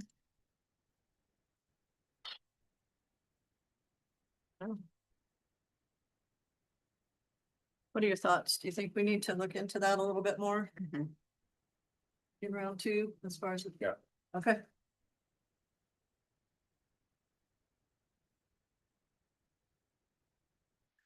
Okay, 68, 69, 70, 71, 72, 73, 74, 75, 76, 77, 78, 79, and 80 all are definitions that were not addressed in round one will be carried forward to round two. Number 81, it is not clear to me that private photovoltaic systems, whether grid tied or off grid, are differentiated from commercial installations. The consultant had suggested adding the following definitions. So small scale solar collector system. This is a solar collector installation with a rated power capacity of 500 kilowatts or less and involving surface disturbance of less than 100 acres as defined in Wyoming statute. And I'm not going to read all of that. And solar collector exclusions under Wyoming Solar Rights Act. This does not include solar energy facilities as defined by Wyoming statute 185501. Also, a residential / property solar energy system. These are solar energy systems installed for use on a single property, typically a residence or small commercial building, meeting the definition of solar collector in Wyoming Solar Rights Act 3422-102. When a property also receives electrical power supplied by a utility company, excess electrical power generated and not presently needed for on-site use may be sold back to the utility company. Note, typically small-scale personal solar is addressed through building code standards. Since Park County does not have building code, small-scale solar standards, size, road setbacks, et cetera, will be discussed in round 2. Madam Chair, what is the interest of the board? Madam Chair. Yes, ma'am. So these are all new, what came from the consultant is all new. And so the public hasn't had a chance to review them. Correct. And this is in direct response to a public comment. So again, you may choose to hold this till round 2, or you may choose to add this to clarify based on public input. I would lean towards putting it to round 2 because the public hasn't seen the suggested language. I would agree. Okay, we'll hold till round 2. I'm going to keep those suggestions in there. Yeah, I don't know the Um, suggestions. We just don't know the reaction or the Yeah. pros and cons. Okay. Number 82, acronyms within this document should not be used. It makes it harder to read and understand by having to look up what the acronym stands for. Please spell things out. As I'm reviewing this document, I'm having to go back to the acronym page to figure out what is being talked about. Again, this is very standard. We have an acronyms page that you can be open to at any time when you have the document. Do not recommend a change of that particular I request. understand the change because of the increase in publication and space and all those kinds of things, but I also agree that it's a pain Mhm. because of the number of acronyms that are in there. Even those of us that are familiar with them, you forget what they are and you keep reading them differently, and I understand. Mhm. It does take a whole lot more document to spell everything out every time. And Madam Chair, I would just add that I totally understand it too, but I think it's kind of industry standard. In medicine, the same thing happens. As you know, remember education, same thing. It's a lot of acronyms in these kinds of documents. Because if you did add if you did spell everything out every single time, it's going to add a ton of text and a lot of pages. Mhm. So I think it's an industry standard. You know, in different industries, they do it the same way.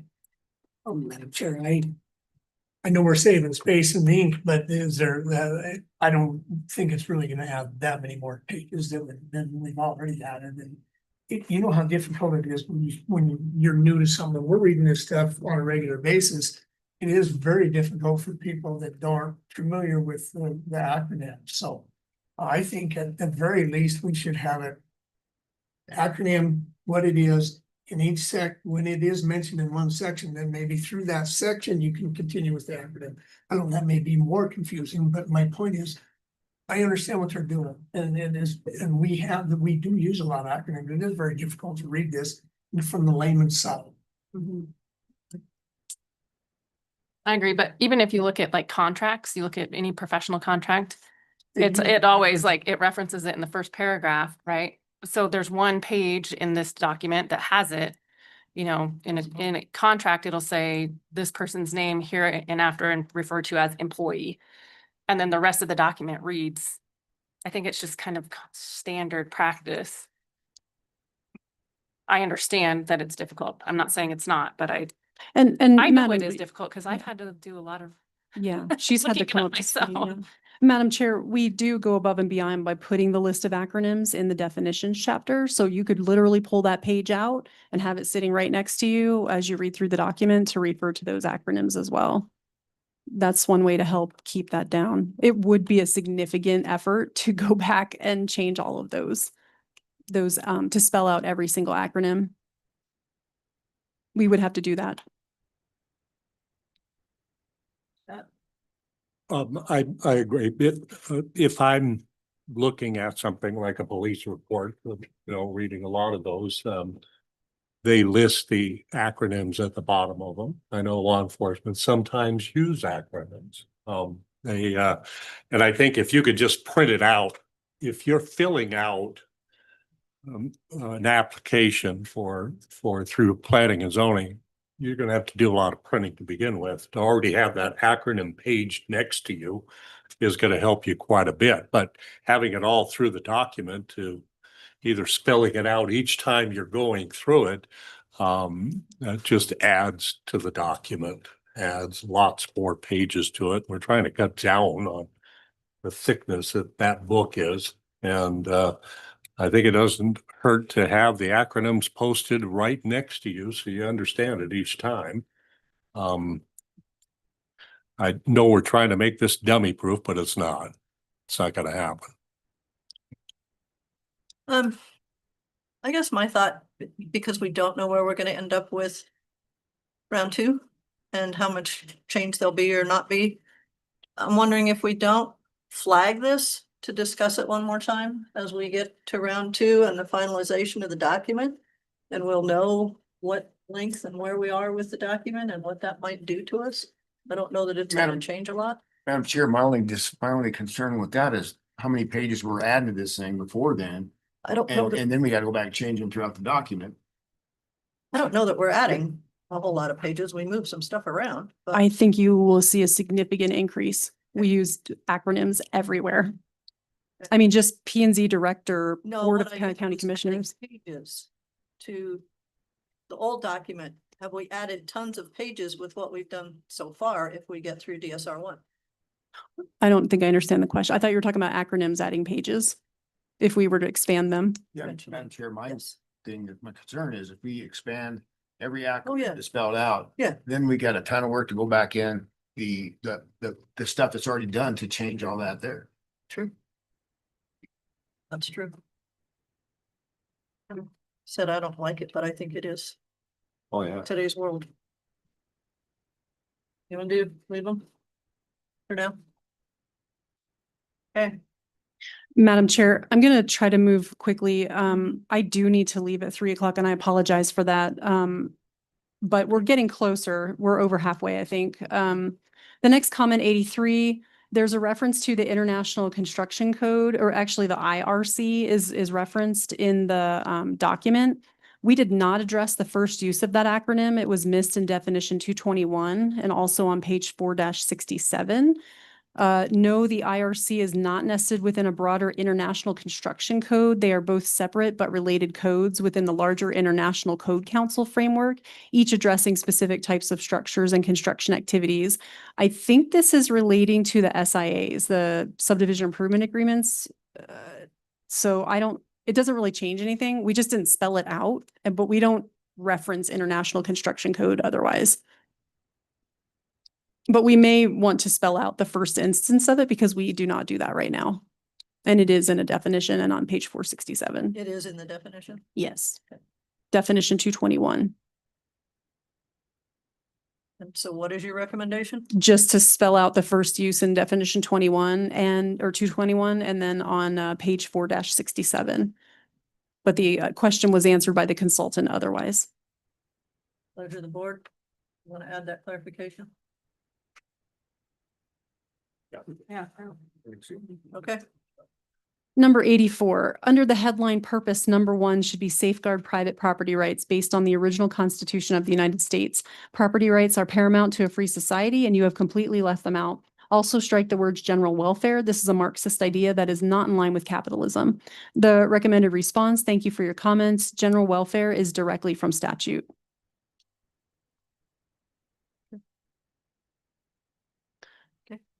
Number 85, address in round 2.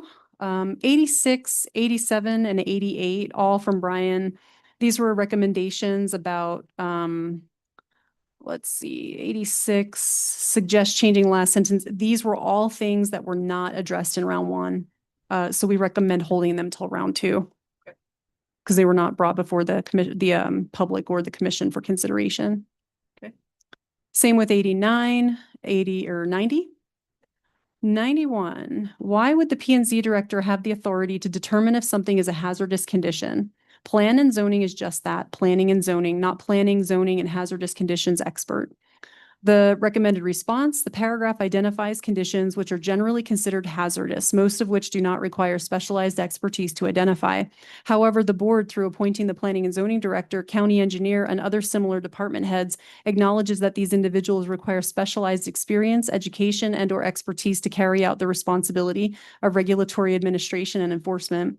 These individuals require specific qualifications to be selected for their positions. As such, we find the director not only qualified to follow direction in the regulations, but to also discern between safe and hazardous conditions on properties where development and subdivision applications are being considered. Where a landowner disagrees with the director's assertion that a condition is hazardous, they may exercise their right to appeal that decision to the board for a final decision. The planning and zoning director is also the floodplain manager. As long as I believe they have the ability to appeal your decision or whoever is department head director at the time, I think that's where we're at. Anything else? Okay, Madam Chair, 92, very similar. Again, why is the P and Z director having this kind of authority? Same response to 91 above. Number 93, overreach by the county, please remove it. This is regarding road access maintenance. So when a person applies for a subdivision, they have to identify who's responsible for road maintenance and snow removal. So based upon the frequency of issues and conflicts related to road access maintenance around the county, the board feels it is necessary for this requirement to remain. The requirement shall remain since it is relevant to public health and safety. Again, it's regarding the requirement for addressing road maintenance. Who is going to maintain this driveway? Who is going to maintain this road? That is what you're asking. Not personal driveway, but a driveway entering subdivision. Shared. But the shared Mhm. access. Yeah. I agree. We get lots of concerns that come in even where there are road improvement agreements. Okay. Number 94, why is the county asking for this? This is between USPS and the individual. This is in regards to mail delivery. If USPS requires a pullout or certain type of mailbox to be installed, additional improvements or design may be required, which could change lot designs or costs related to those improvements. Madam Chair, an example, major subdivisions where an actual pullout needs to be constructed for mail delivery, you may have to like cut out part of your lot in order to fit that pullout in as required by the Postal Service. So on simple subdivisions, 98% of the time, the post office just says, yep, we can deliver. Minor subdivisions, sometimes a mail bank is required, sometimes a pullout is required, and on a major, almost always a pullout is required, depending on where it's located. That's what I've seen. I have one in a major subdivision next to my house that takes up quite a bit of room. But I think that we do need to know it as the subdivision gets approved. And Madam Chair, number 95, very similar, but in regards to school bus, school district delivery of children, again, same as mailbox requirements. If a bus stop or pullout is needed, lot design or road design may need to be changed and additional expense may be required for the developer. Any comments on that? No. Okay. Number 96, suggests making this 5 to coincide with the breakover from minor to major. This is Brian Edwards talking about when you need to require access road names, for accesses. I believe this is most appropriately addressed in round 2, as we didn't touch that in round 1. Number 97, again, the county is becoming invasive. This isn't planning and zoning. This is micromanaging, maybe make recommendations only. This is in regard to irrigation facilities being noted on plats and sketch plans.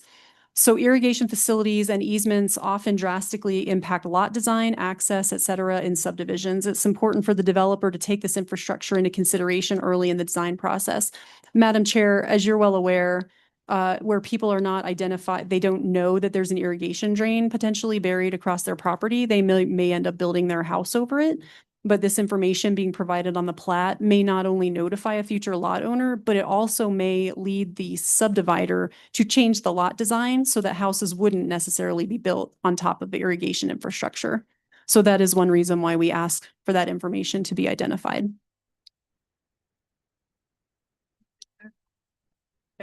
Okay, number 98, suggest rewording as follows. Oh, this is a Brian Edwards comment on access.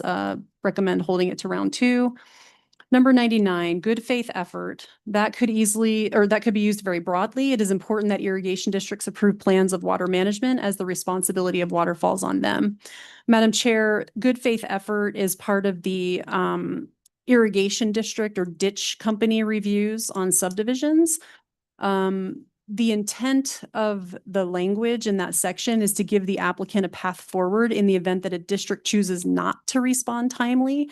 So for instance, the rule says, you know, you need to go out to the ditch company or you need to go out and get their response. But if they're like, oh, I don't want this subdivision, and so I'm not going to respond, well, now the subdivider's left not being able to get that response. So if the subdivider can show that they made a good faith effort to reach out to that company or to whoever it might be, then the county can say, okay, you tried, you know, you did what you could. They're not responding to you.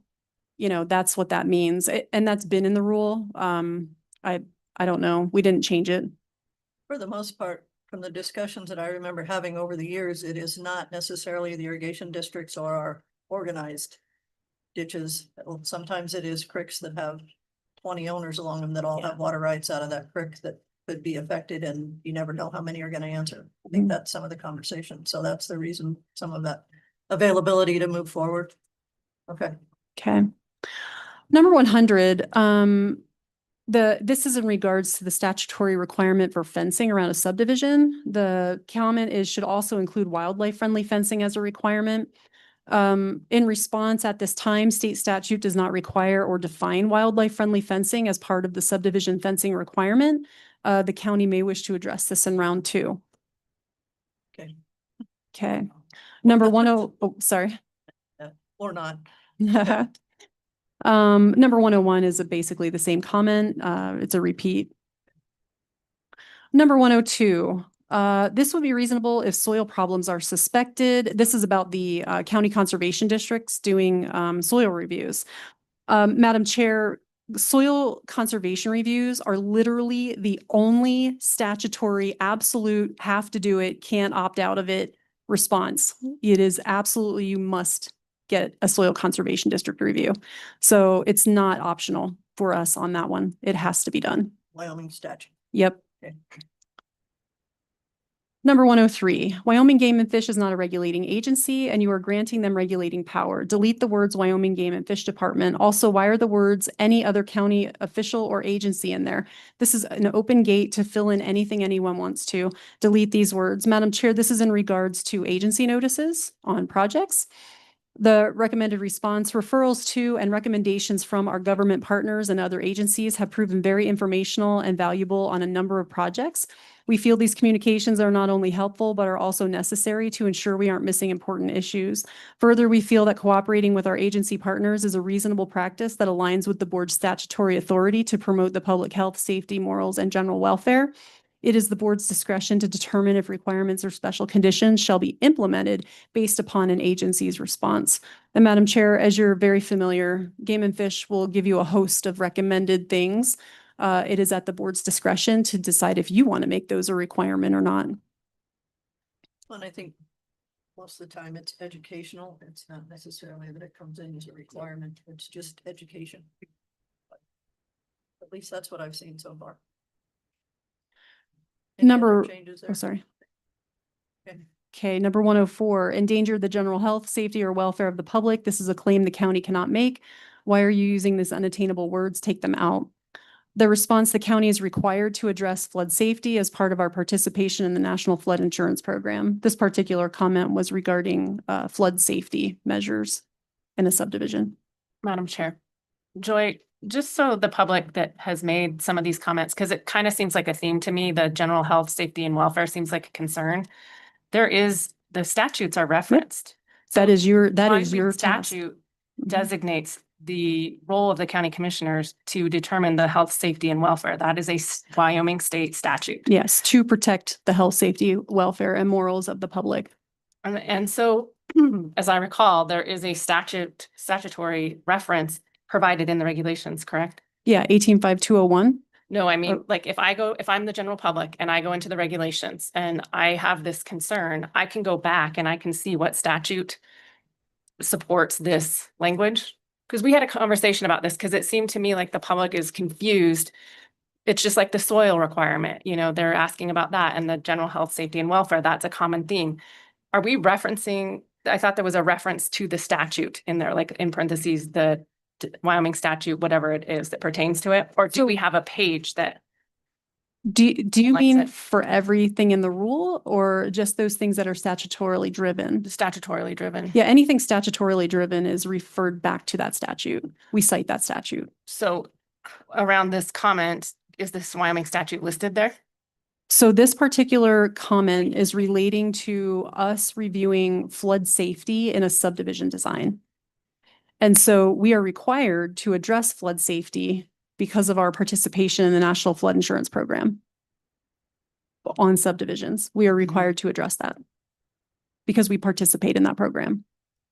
So it's not really statutory in this case. It's actually part of our contract with the NFIP. But this same commenter has referenced this. up Oh, you're here talking further up, generally? too. So is that, like, generally, is that cited? Because I remember we had a conversation when we were doing the technical committee, because there was some questions from the members of the technical committee about statute. And I asked, like, is there a page where somebody can reference the statute so that these questions don't keep getting repeated? They can look back and say, oh, this is why this is in here. It's a statute. It's a statutory requirement. So I thought we talked about that. I don't think I can fully understand your question because not everything in our regulation refers to a specific statute. No, the things that do. Right, everything that does refers back to the statute. So the if first it part, public came, Health, safety, welfare and morals is listed, is the statute number behind that statement? so it's in the opening of the document where you are given the authority. So it's right in the beginning of chapter And the one. statute number will Yep. be there. Okay. Mhm. And same with We have the a long soil, list of statutes up there. even the same thing with the soil requirement, the Yeah, soil study requirement. that is required by statute as well, and it's cited. So I'm wondering how people are missing this. Madam Chair, Kelly, or Commissioner Simone, again, I think there's a concern of how do you prove the welfare or the morals, I think that's more the question, like, how can you promise to do that? But that's what you're tasked with doing, and the state has given you examples of what those protections are through some of the statutes that they've offered. But you are given broad authority to protect those things as you see fit. Madam Chair.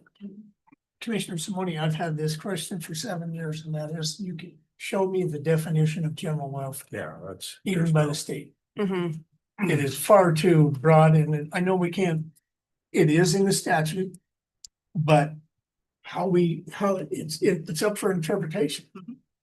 In my opinion, and it needs to be fixed at the state level. Mm-hmm. At the very least, they need to have a direct Define it. definition of morals. General welfare. I mean, if people aren't smiles. It really bothered me, and it has bothered me. We need to, I think we really need to get with the legislators and have them define their own statutes. Well, and I agree, but I guess what I'm wondering is it's just these comments are repetitive to me, the same thing. So I'm just wondering how we communicate to people in the document that this is a statute. And Madam Chair, it's literally right up front in chapter one. It's under authority and effective date. Right. Even like the soil one. and all. In our answer to our comments though, in Flood hazard. Commissioner Simone's. I'm looking at the conservation or the soil conservation district. Instead of just saying, well, it's a state statute. You could reference that number again. I know, I'm just saying, if these comments are going out to the Yeah, public, that would that help. might. Give them at least somewhere to go look, rather than just say, oh, well, it's a statute. Okay, that's easy. Okay, to move on, Madam Chair. Number 105, this is again a Brian Edwards comment to be held to round two. Number 106, this is about road maintenance agreements. We'll address that in round two. Number 107, again, Brian Edwards. These aren't things we addressed in round one. We'll hold them till round two. I mean, again, unless the board wishes to change these things now, but we did not address them in round one. Same with 108. we're addressing easement widths. This one is interesting, number 108, because so he suggests rewording the last sentence of 4 to read, where a lot does not abut a road, a minimum of a combined 40 feet of easement shall be required for ingress, egress, and utilities for accesses serving no more than 5 lots. For roads serving more than 5 lots, the access easement shall be a minimum of 60 feet. So, Madam Chair, you may recall, we did make some changes to this paragraph in the regs because we had an issue with lots that don't abut roads. Like they can't have frontage on a road because they're not on a road. So you might have to put easement through another lot to get back to a lot that doesn't abut a road. Okay, so we made some language change there. And you might also remember that we had a situation where we had 100 feet, but it was split because there was a parcel cut out in the middle. So then we asked the board, well, are you okay with it being combined 100 feet or whatever? So this combination language is coming from that thought. So there is a possible simple change that can be made to the rewording here. Where a lot does not abut a road, access easement shall be required for ingress, egress, and utilities as follows. 1, for accesses serving up to 5 lots, a minimum of 40 feet of easement for ingress, egress, and utilities is required. However, if further division could result in an access serving more than 5 lots, a minimum of 60 feet of easement shall be required. And that's if future subdivision could happen on those lots. Number 2, for accesses serving more than 5 lots, a minimum of 60 feet of easement is required. It's clarifying language that we believe might answer Brian's concern.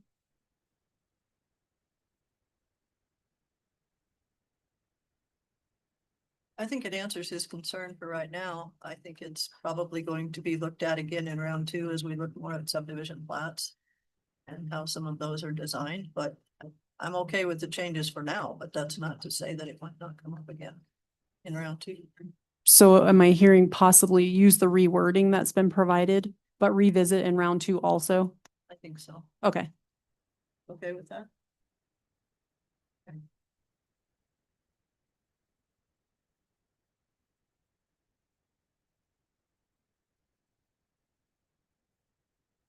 Okay, number 109.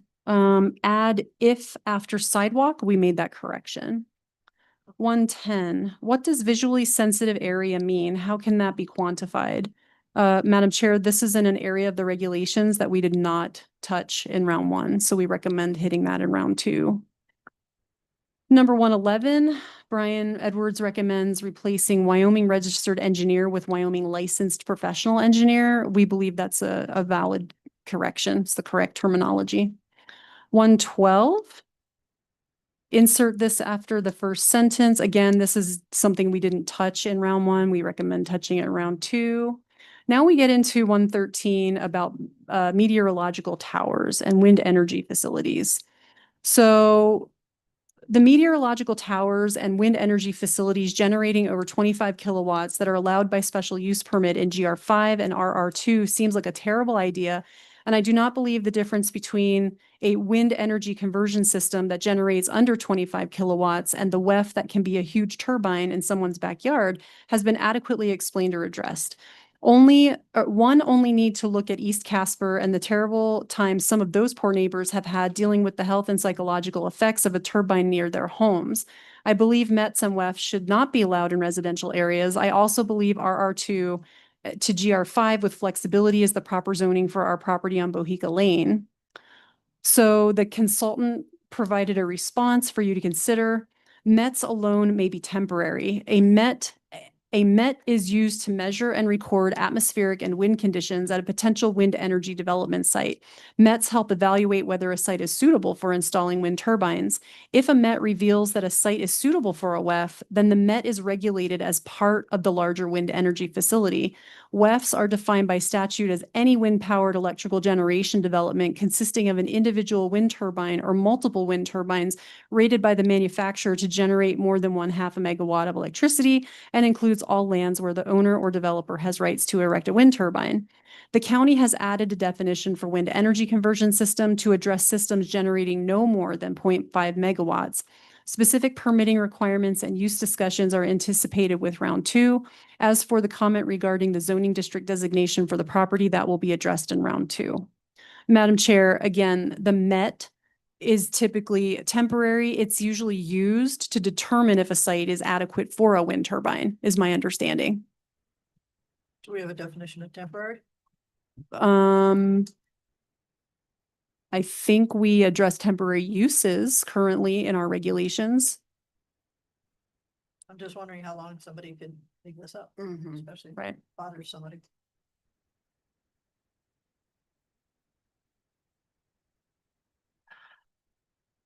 Madam Chair, again, it may be a round 2 discussion. That's what I was You're gonna say. talking about a short window between now and then, hopefully. Short-ish. It is in the uses and the individual planning areas and that type of thing where this is going to be, could be affected. Mhm. So I don't mind this being a round 2 clarification. Okay, number 114, again, it's a chapter 5 reference, moving to round 2. Number 115, the county cannot make the claim they can guarantee health, safety, morals, and welfare. Again, it's a reference to 185201, where the board is given the authority. 116 is about non-residential uses being limited in a particular zone. That's addressed in round 2. Number 117, again, it's a zoning district question. We're not making those changes in round 1, so that comment will be addressed in round 2. No map changes are being made in round 1. Number 118, 19, 20, why are we regulating these pursuits? A number of different uses in the use table. Again, we're not touching those in round 1. Same with 121. Brian's asking to change the breakover for road requirements. We did not touch that in round 1. We'd like to address that in round 2.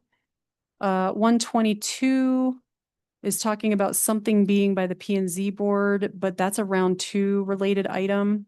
And I believe that's actually under road standards. Just look real quickly here.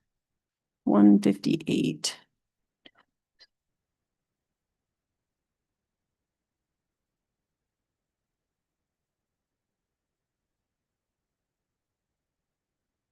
Got a long way to go there.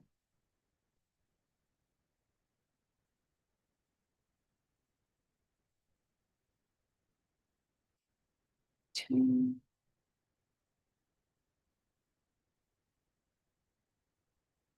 Yeah, we're way in the back of the document, where we did not address any of those in round 1. I can't even find it. Oh, it might actually be in the appendices.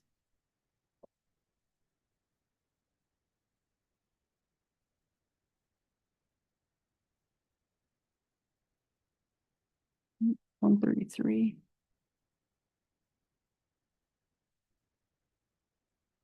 Yeah, we're back in the appendices now. And we would not have addressed those road standards in round 1. Okay. All right, 123, same thing. So all of these are Brian Edwards, things that don't belong in round 1, all the way down through comment 129. Number 130, again, Brian making the suggestion to change the language to Wyoming licensed professional engineer. I would recommend that you make that change. 131, Brian suggests that all of chapter 5 be removed. We also agree with that. During round 2, we're going to do that. 132, 3, 4, 5, 6, and 7 are all specific to site plan reviews and things that we did not touch during round 1. So address those during round 2. 138, are we going to be able to keep our industrial zoning? This map is horrible. So no changes have been made to the zoning map during round 1. The current zoning will be reflected on an identically formatted map in the adopted version. There have been some recent changes. As you know, Madam Chair, we've had a couple zoning map amendments over the years. Those will be reflected in these regulations. However, the property may not appear clearly at the scale of those maps in this document. The official zoning map is viewable in digital format on the county's map server. Now we get into written comments, which there weren't too terribly many. We had a recommendation to consider a list of uses: radioactive waste, medical waste, small nuclear reactor, pharmaceutical, cosmeceutical, and software. Those would be addressed in round 2. Written comment number 2, these were addressed exactly already. These were repetitive comments that were already in the document that were provided to us in writing as well. And they were addressed in comments 28 and 29 above. Number 3, this is regarding covenants, being the first line of defense. So the writer, and let me just get this extended here. This paragraph is nothing but another way for the board to not enforce a rule that they have put in place. The words "no county obligation" should be stricken. The sentence, "if there is a simultaneous violation of the covenants and county regulations, the county considers covenants the first line of defense and may choose not to enforce the regulations until the covenants have been enforced." That should also be stricken. Again, the word "may" allows the possibility of unfair treatment. A violation of the development standards is a violation regardless of whether there are other restrictions in place by another entity, and the county should be ready and willing to enforce their own regulations. Madam Chair, in short, she's asking basically that we strike the portion about covenants being the first line of defense. What is the board's interest in striking that language? I guess I understand where it could be two things, but it could be a problem under both. But I believe our job is to make sure that they uphold the county regulations. I know, but if they do both, there's a lot of places that break covenants that the county doesn't have regulations dealing with those, then that's totally up to the landowners in that area that bought their land under those covenants. So, but if it does both, then I believe there is an obligation of the county, and people would believe there's an obligation of the county. If we have a regulation that says you can't do this, we should follow up. Madam Chair, I think that we obviously have the county rules that we have to find. Covenants, in my opinion, should be a totally separate issue that we should not be involving ourselves in at all. If there's an issue, then that's a civil. What if it does both? If we have a regulation against it, then it's a violation or it's a rule. What I just said. And if they want, yeah, I agree. Okay. But if they have covenants for anything outside, that's not our concern. Great. And I know there's been a lot of discussion, well, we should consider it. Well, we can consider, just like we can consider game and fish input or we can cast or different issues like that if they have concerns, but no, I agree. If it's a written regulation, we deal if it's with a it. written regulation, that is what we're about. Because covenants can be changed, they can be ignored, they go away. We definitely do not want to get involved with regulating those. And Madam Chair, and I think covenants also sometimes can be outdated. And Yes. we have also run into situations where we've had our sheriff deputies called out because someone's breaking the covenants. And I think if we could separate ourselves from covenants as much as possible, Madam I Chair, think that would work out to our benefit. I feel like there's a little bit of confusion. Let me elaborate. So the question is, when someone is in violation of the county regulations and covenants, the rule currently says that we can say the covenants are the first line of defense and not enforce the rule. The question is, do we want to remove that language? So if someone is in violation of the county rule and they also just happen to be in violation of a covenant, do we want to say, oh no, you go enforce your covenant first, or should we go ahead and enforce our regulation? So the question is, do we want to strike the sentence about covenants being the first line of defense? I'd like to strike all of wording that has covenants in it. So Yeah, I don't think you'll be able to move all that. Too, because we've had a few recently, and I think when the county attorney, when we talked with him, that was the wording, is they're the first line of defense. But I don't think he was. I don't think I got in the conversation about the dual thing happening. Right. And I think that's what he didn't understand when I was talking to him, is if we had a regulation, we should be enforcing it. Yeah. Even before with or whatever without civil they do. right, with or without covenants. Yeah. Well, We should enforce our yeah, rules. they've got covenants, and I think that we have a violation of state of county ordinance for our rules and regulations. We should be enforcing that. Right. And I know that the thought process before is let them handle it civilly, you know, in their organization or their subdivision, and then we see what comes out. But So we want the county to enforce our own regulations. Yeah. No matter what the covenants. No matter whether there's covenants involved or not. Yes. Okay, so we're gonna remove the line about Okay. covenants being the first line of defense. Okay. Okay. All right, Madam Chair, written comment number 4 is relating to the definition of duplex. That was not addressed in round 1. We'll address that in round 2. Same next comment is about multifamily housing, also a round 2 item. In office, comment number 1 was about solar and wind. That was addressed in comment 81. Same with written comment number 6, also talking about solar and wind energy. We addressed those in comment 81. Also written comment number 7, same thing, solar energy, also addressed in number 81. Written comment number 8, we have already addressed. This is the concerns about the anatomical parts, so it's a repeat. BCC hearing number 1, we had a concern about grandfathering and not understanding that. This is a repeat of the same one up above regarding non-conforming. BCC comments 2, 3, and 4 were all addressed in previous comments because they are repeats of the hazard concerns, the referral agency concerns, and game and fish department. They were answered in 91, 103, and 103. Hearing comment number 5. This again is about endangering health, safety, and welfare. We repeat that the board is authorized to promote those things by 185201. Hearing comment number 6. This is talking about a comment submitted on the web page that she submitted questions about grandfathering, which was presented, but she also sent about 24 questions. Madam Chair, the response indicates that comments placed in the online document are shown and addressed above. We have met the statutory requirements for notifying the public of rule changes according to 16.3.103. We are not required to send individual notifications to every landowner. However, we did mail postcards to every landowner, notify them of this process and how they can monitor it. We've done newspaper notifications. We've sent numerous emails to interested parties who have signed up for notifications and wanted the information. The cost to send notice to every single landowner at every stage of the process would be prohibitive. Madam Chair, BCC hearing comment number 7. This was questions about comments made in previous rounds.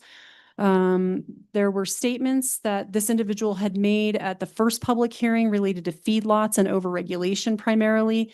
They also requested that the board slow down similar to others. There were no round 1 specific comments to address in the draft DSR that was on the table for consideration at that time. We did include an item in the spreadsheet that indicated numerous people requested that we slow down, as evidenced by the multiple additional work sessions we held with the Planning and Zoning Commission to land on the adoption version. We did just that. Madam Chair, number 8 comment was addressed in comment 38 above. It was a repeat on the artist studio concern. Number 9 comment was relating to solar energy. It was answered in response to comment 81 above. Hearing comment number 10. This is regarding the road and bridge standards. Again, it's the road administrative relief that the county engineer grants. He indicating that the engineer said during his 10 years, he had granted administrative relief maybe 15 times. And that every one of those grants of relief at the specific request of an applicant or developer were made without the knowledge or input of adjoining landowners. To basically summarize, the county road and bridge standards will be pulled out of the DSR to become a separate document when DSR 2 is drafted. Rules for administrative relief will be addressed at that time, and additional public input will be considered.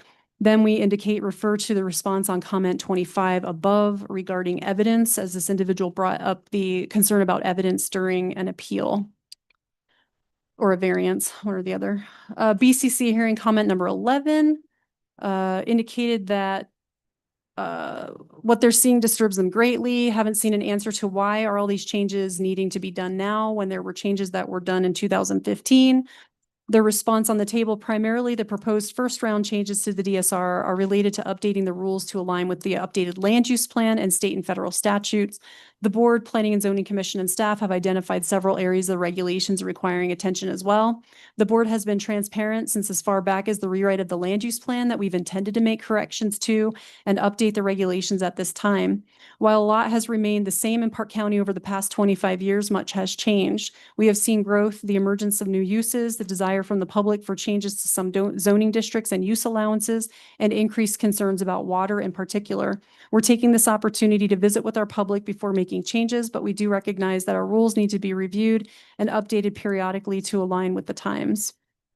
Madam Chair, any changes to that? Anybody disagree with that answer? All right, comment number 12. This was in regards to submitting questions to Chairman Overfield about a property, a specific property outside of Powell.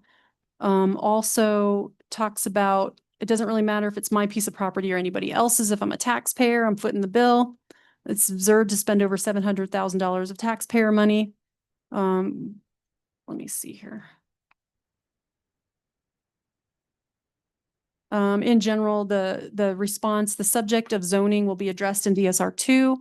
Also, without knowing the specific location of the property being referred to, we're unable to provide a suitable response. The total amount of money included in the land use plan effort, $333,000. In addition to this effort for the regulations, $313,000. Uses and zoning will be addressed. Oh, that's a repeat of DSR 2. Madam Chair, did you want any changes to that response?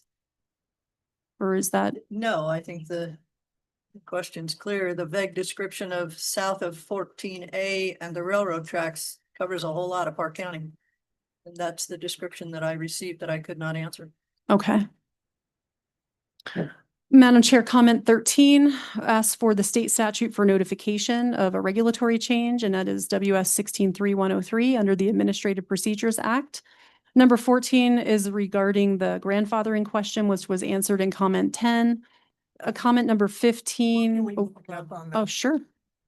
Which one? The non-conforming grandfather. I know you had a comment and answer in on comment 10 and above, but I guess there's concern as to how far are they grandfathering forward? And I'm gonna, if they are non-conforming, I understand they are allowed to be continued, but say they want to add on. Right, we addressed that in our rule. You didn't address it in the answer in number 10. But that wasn't what the Then will they be question. Granted any permitting moving forward that supports their grandfather? So the Non-conforming use. the rule talks about if you discontinue that use for more than a year, then it goes away. And if you want to start over, you have to start under today's rule. Expand. If you want to expand, then you have to address the expansion. And that expansion may be potentially allowed depending on what it is. But if it's not allowed, Then it wouldn't be allowed. so if I'm a business with 3 employees and I grandfather in, and after this new is adopted, I want to expand to 5, I can't. Then I would recommend you seek a variance. If the rule says that you couldn't do it under the current rule, that would be it would be an option. Or the option could be that under their current grandfathering, non-conforming use can continue. Which is what the rule says. You can continue as is, Don't have to do any as long as you don't Permit. expand. Yeah, that's what it says right now. so as soon as you don't permit, I mean, so you're just gonna have people that do what they want without a permit. because No, they know they're gonna get shut down if they go in and get a building. So it has to have been a permitted use in the first place. You can't continue a non-permitted use. If it was never permitted, then it's not grandfathered. It would have had to have been permitted. It had to be established at a time when a permit was required. Like if you were established in 1950, well, there was no permit required in 1950, so you just keep on going. But if you established in 1995, Going, but my point is, and then they need to replace it with something that requires a permit, their septic system for a commercial septic system, they're not allowed to continue, they're shut down. That's. there's really, Bring forward in grandfather, either grandfather to do maintenance and or expansion or whatever, but as soon as you gotta get a permit in a non-conforming area, they're basically they're done. Yeah, so Madam Chair, we didn't address this in round one at all. That would be a definite round two discussion. I think it is because your example, that you said go from 3 to 5. What if they want to go from 3 to 20? That's a huge difference on the neighborhood. It's a huge difference in the area. And it could mean a huge difference in septic and several things that could affect other lands. So I don't know where that would come in, where that line should be about whether they can continue the grandfathering and how far. I mean, I understand what you're saying, but I don't know if we need to put some parameters or if there's a better way to define that as far as what can and can't be done. Madam Chair, I think this really need to be looked at around too, because you say I'm grandfathered in to have a, you know, whatever, you can name whatever thing, and then all of a sudden I want to totally change it to something else, or like you said, add people. Yeah. Just because you're grandfathered in on one thing doesn't mean you're grandfathered for everything from then on. Under So that usage, yeah.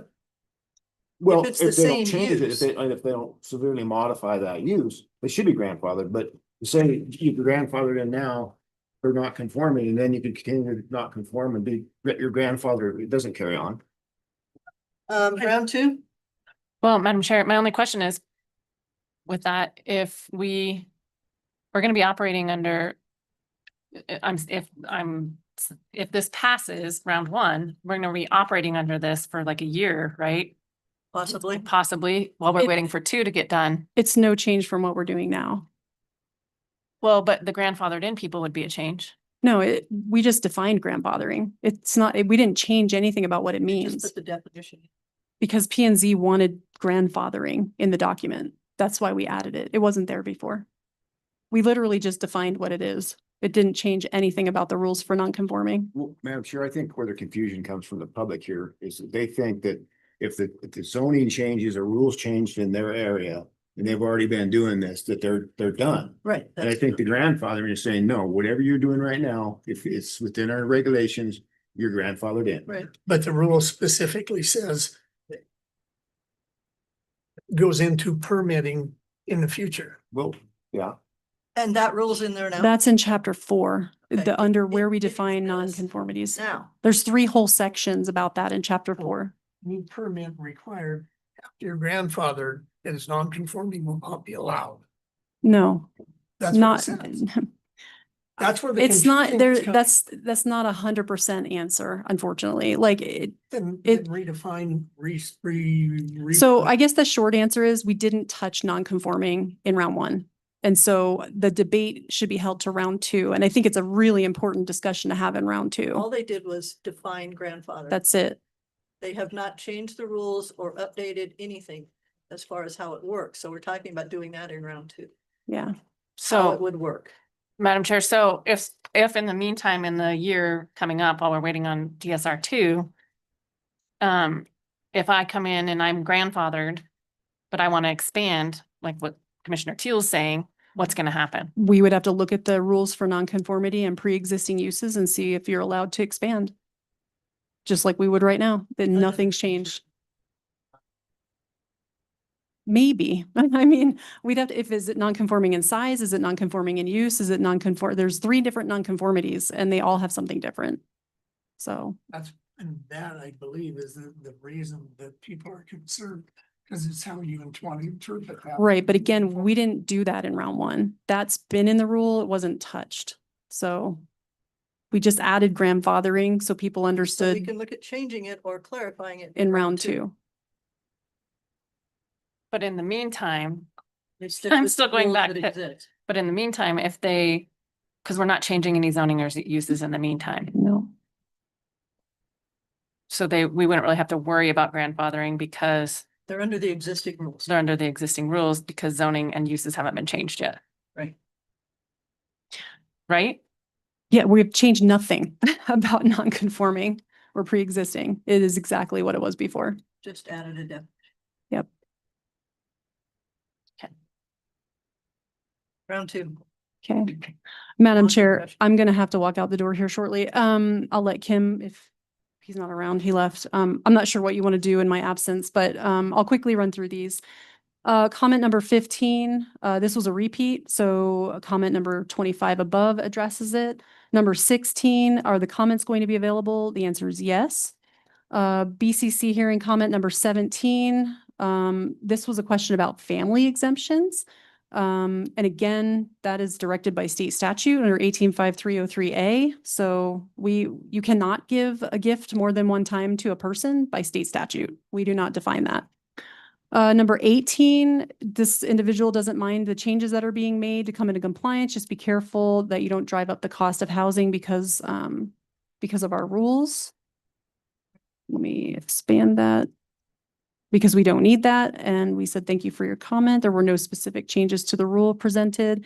And finally, number 19, this is a comment asking that the board, mostly speaking at Commissioner Simone, you may recall this individual having education ties, asking that it's just like treating a curriculum, nationwide curriculum, telling me how to do my curriculum at a national level type thing. The board response on the table, the board conducted a competitive bid process to identify the most qualified and experienced consultant available to guide us through this complex process. Consultants have a broader view of planning issues in the region and nationwide and bring a wide scope of recommendations for our consideration without us having to reinvent wheels. Land development issues in Park County are not unique to Park County. The consultant selected for this process was chosen partly based upon their specialized expertise with Wyoming land use codes, regulations, and laws. This process is a collaborative process between members of the community, the board, and the consultant team. Language has been reviewed and discussed by the Planning Commission and the board in multiple work sessions to tailor language to Park County's unique circumstances. Madam Chair, that concludes the comments that we received at all points in this review process, at this stage on the adoption draft. Okay, so process-wise, my understanding, which may be right or wrong, is that we have the option at this point of updating what we have said today, what we have agreed to change or answer today, into the form of a resolution that will state any changes that we made today that are different from what was provided to the public in the 45-day publication. That all needs to be listed in a resolution, solidifying that the regulations as advertised, the proposal as advertised with these additional changes. If we agree to that, that resolution can be prepared. Need to know if that's how you want to move forward or what you choose to do at this time for DSR 1.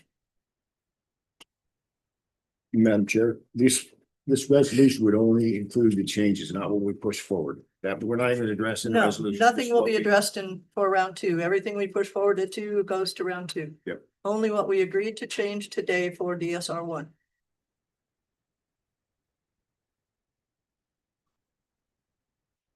And Chair, how are we gonna track all of everything that's being pushed to round 2? That'll be in this document. The consultant will have an updated version of this document from what we did today, is my understanding. We will keep this list to move toward round 2. We can provide, this list will be provided to the public. It'll be provided to the commission and to the technical group. So everybody will see the things that were mentioned by the public in this round. We also have some public hearings that'll be coming out from the public, which some of these things may come back up in round 2 as we meet with the public. But they are things that I think push our consultant and our P&Z staff to understand what else to start looking at, what has been mentioned and what are concerns. And we mentioned a whole lot of addressing in round 2. Absolutely. And for flag it till round 2, my biggest concern, there's a lot of legitimate concerns here that might get lost in the shuffle. And I just wanna. I think we keep this document and we can check it off. We can move forward to it. We can use it in a meeting and check it off. As we move forward in round 2 there's quite a few on, well, there's a few on zoning, there's quite a few on uses. And how they'll be worked out. There's a few on process, not too many.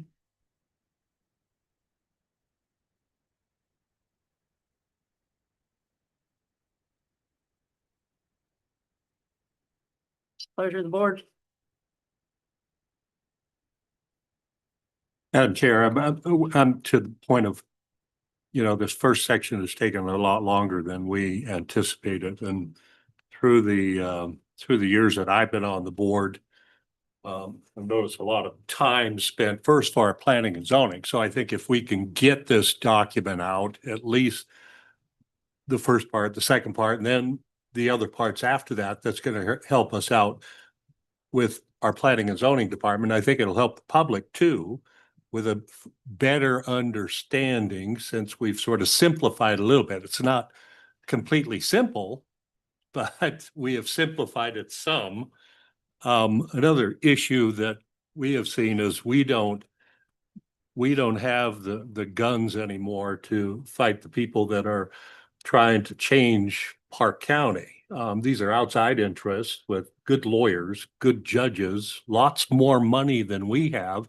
And we've heard from our county attorney, they can't fight these people. So if we have a regulation that's in place that our county can go in and say, these are our regulations, that's going to keep the wolves at the gate. Instead of coming in and changing. So the people who have said, well, why are you doing this? We almost have to. We don't have the ability to fight off a lot of these outside interests anymore. With some of the outdated definitions that we have isn't doing the trick. We need to update whether it's wind farms or whether it's solar or whether it's even adult entertainment. We don't have the money to fight these people. We can't hire the lawyers. So moving forward as quick as possible to help us out defend what we're doing here, I think is the best step. So whatever is the quickest step, I'm for. Well, Madam Chair, I don't want to go with the quickest step, but I think we've really studied this end of it. And I think, we're only adopting this, if we adopt it, we're just a small portion of this, but I don't want to go for the quickest, but I think we have spent a lot of time on this, a lot of money. And I think that this is only one small portion. It is comparatively with the discussions, our discussions are going to get a lot heavier, more uses in zoning.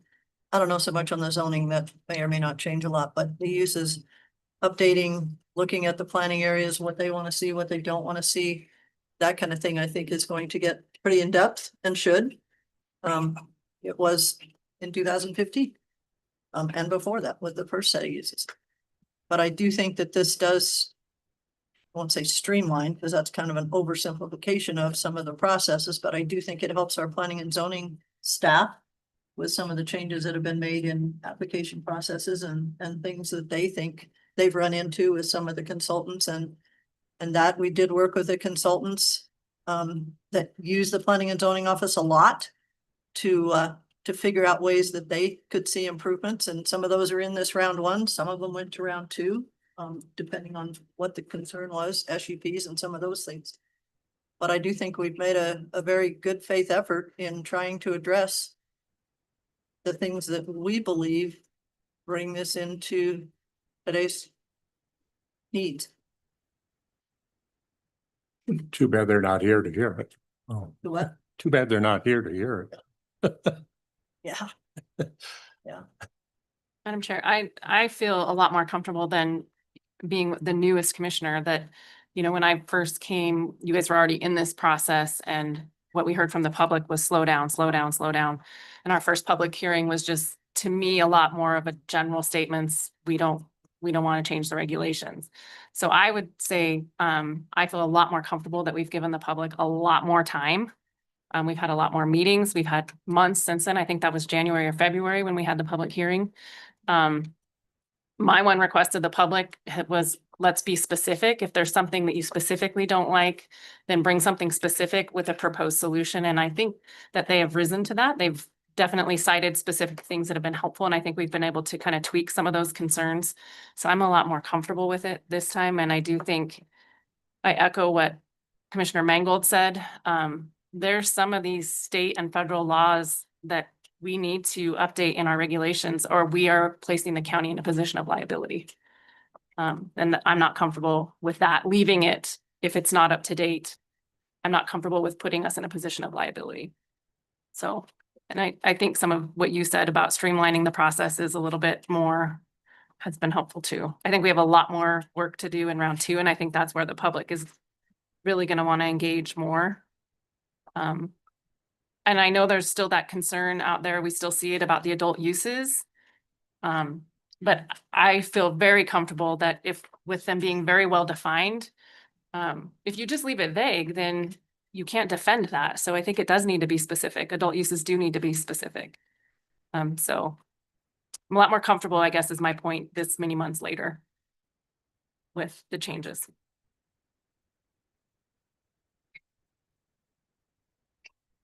Don't look at me like that. Well, Madam Chair, I'm gonna speak my mind, you know, I'm not going to keep quiet, and to be honest with you, I'm very disappointed. I mean, 6.5 years ago, I looked at some of the rules and regulations and the procedures that we were going through, and I felt that a lot of it needed updated, and I was told from the very beginning that we had a land use plan that was behind and we needed to, and I fully supported moving forward with to rework the land use plan, which eventually didn't have any effect, you know, the DSRs where it really rubber meets the road. And I just felt that we had too much government involvement in private property. And moving forward, I was hoping we could streamline the system, make it easier for the public. There's no question we put a lot of time, and we've done some good things in this, but we've consistently took our administrative staff and the consultants' concerns over the public. And I feel that it definitely helps the administrative procedures, but it doesn't make it easier for the public. And we didn't shorten the process. We went from 307 pages to 311 pages, and we took out a lot of things that were irrelevant. So shorten it and making it easier for the public to understand, I don't think we did that. I know we have to have rules, and I get that, and change is coming, but to be honest with you, 8 years ago when I decided to run for commissioner, that was what my biggest concern was it turned into Teton 2 County. And this is one more step towards that, I believe. I don't think that we are taking the public's concerns to heart as much as we should. We're supporting the system as opposed to the people, especially in the liberties and the private properties, what they can do and what they can't. I know we can fix a lot of these things around too. That's where most of the problems lie. But we didn't make it simpler to get through the process, in my opinion, with the changes that we've left some things out there that might bite us later. Hopefully we'll fix it. You know, we won't know until we try it. And I really hope that we will consider amendments to these moving forward. I think we've said that all along. If there's something that comes up in 2 that affects something that we did or didn't do in 1, we can certainly go back to that. This document itself will be released. That was an answer later. I really think there needs to be an easier way to navigate even this. I was told that you could click on the middle part, what are they calling it? The source. It doesn't work in my. Depending on which way you go in the document, I agree with you. There's places it doesn't work. So There's a places lot it of these does. comments are in reference to something, but there's not a page reference. There's a page reference, but it doesn't say what chapter. So then you gotta, where did this comment come from? Page 28, was that in chapter 2? Was it chapter 5? And it's very difficult to navigate. So as I think we need to make things easier for the public to understand moving forward in chapter 2 and under it, so that there won't be so many questions. I can talk to the consultant about this format. I mean, it's a lot of work that we've done here, but find out if in fact it's put on the site and run some tests to see what happens and make sure that that's done before we ask the public, go get on there. I want to know that it works. We've had a couple documents that we've said, go check it out, and they didn't work. And so we need to make sure that that is available and it comes up the way it's supposed to.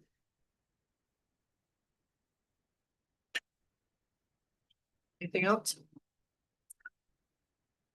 Madam Chair, just a point of we have never really went back, at least when I first started, to maybe even making changes to the 2015 regulations that we have opportunities maybe to do that. So I'm hoping this might be, even when we're done out of all whatever phases there are. Okay, Just two. hopefully they're not phase 5. The plan is, That- the other one, DSR This two. could be a living, breathing document that we could say, this was an error. We put it in. Let's change that. Through comments through the public and what makes it easier. And as far as Commissioner Teal's concerned, that yeah, the documents are longer. We've had more pages, 4 or 5 more pages, but there's a lot more things that are popping up in the county that need definitions to that we didn't have back in 2015. Just dealing with cell phone towers, dealing with some new things that people want to do with their properties that we didn't have a definition for. Airbnbs are one of those that we're going to need to address. So that's going to add a page or 2 to the documents, and hopefully those issues will be resolved out of the second part, phase 2. These are regulations through the county. They are always amendable. Yeah. Through the amendment process. Of course, best case scenarios every 4 to 5 years. That's very seldom going to happen through most of what we've seen throughout the state of Wyoming, but it could, and we can do it at any time that there is a hang up. It has to go through the whole 45-day twice process or whatever, but if it's important enough to change the regs, it's important enough to change the regs. So I think it is a process, but it can be changed and updated whenever. It's proven almost every time the legislators get together. That's true too. Madam Chair, I guess something to add is, I don't agree with Commissioner Thiel saying we didn't listen to the public. When we had all these meetings, we had all this stuff and did everything, we extended the time frame by a long ways to look at this. And then if you want to say listen to the public, look how many, what's 11,000 registered voters and how many people participated in this whole thing. So I feel we did listen to them because the 11,000 people didn't get involved. And I get it, people don't get involved, but I think that we went above and beyond, given more time for public comment input. And how much more are we going to do? When you look at half of this document today was our county engineer, for round 2. And so we had roughly 80 comments on this last period after 45 days. How much are we going to go another 45 days and get another 10 comments? Because it keeps dropping. And Madam Chair, if I may follow up to that, I think I understand Commissioner Teal, what the concern is, but I think your concern is possibly more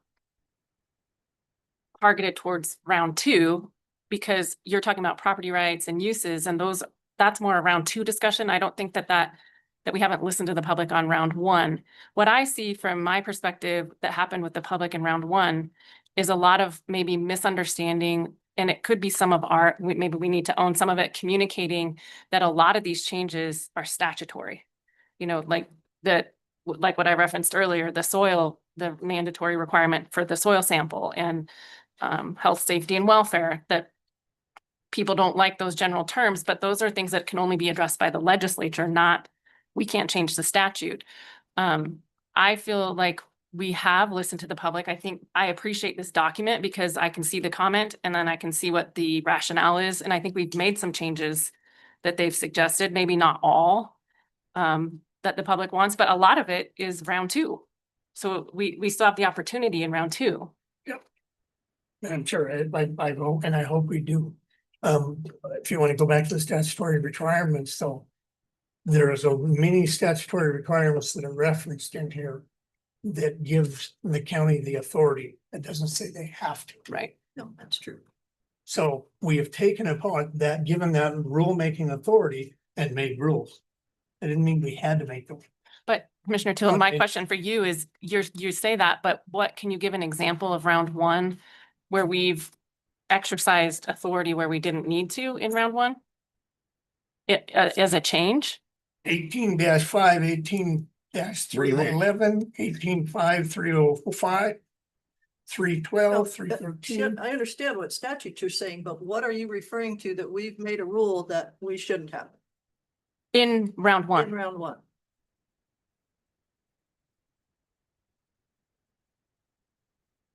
Yeah, I should have marked my pages. That every one of those rules that we make references a statute number. And many of, not, I'm gonna say over half of the statutes that are referenced gives us the authority to do that.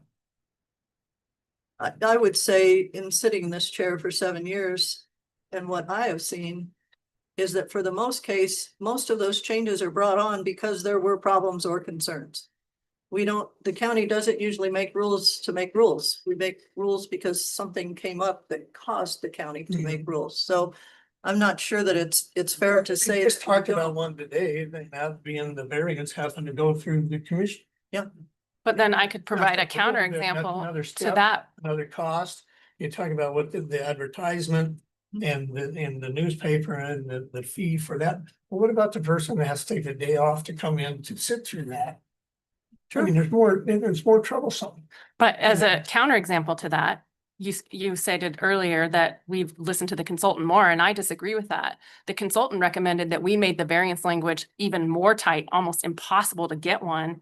And we did not agree with that. And we left it more open so that people could get variance. So I don't think that I disagree that we've listened to the consultant's advice. At least for me, I feel like we've tried to take both into consideration. I didn't agree with making the variance process harder.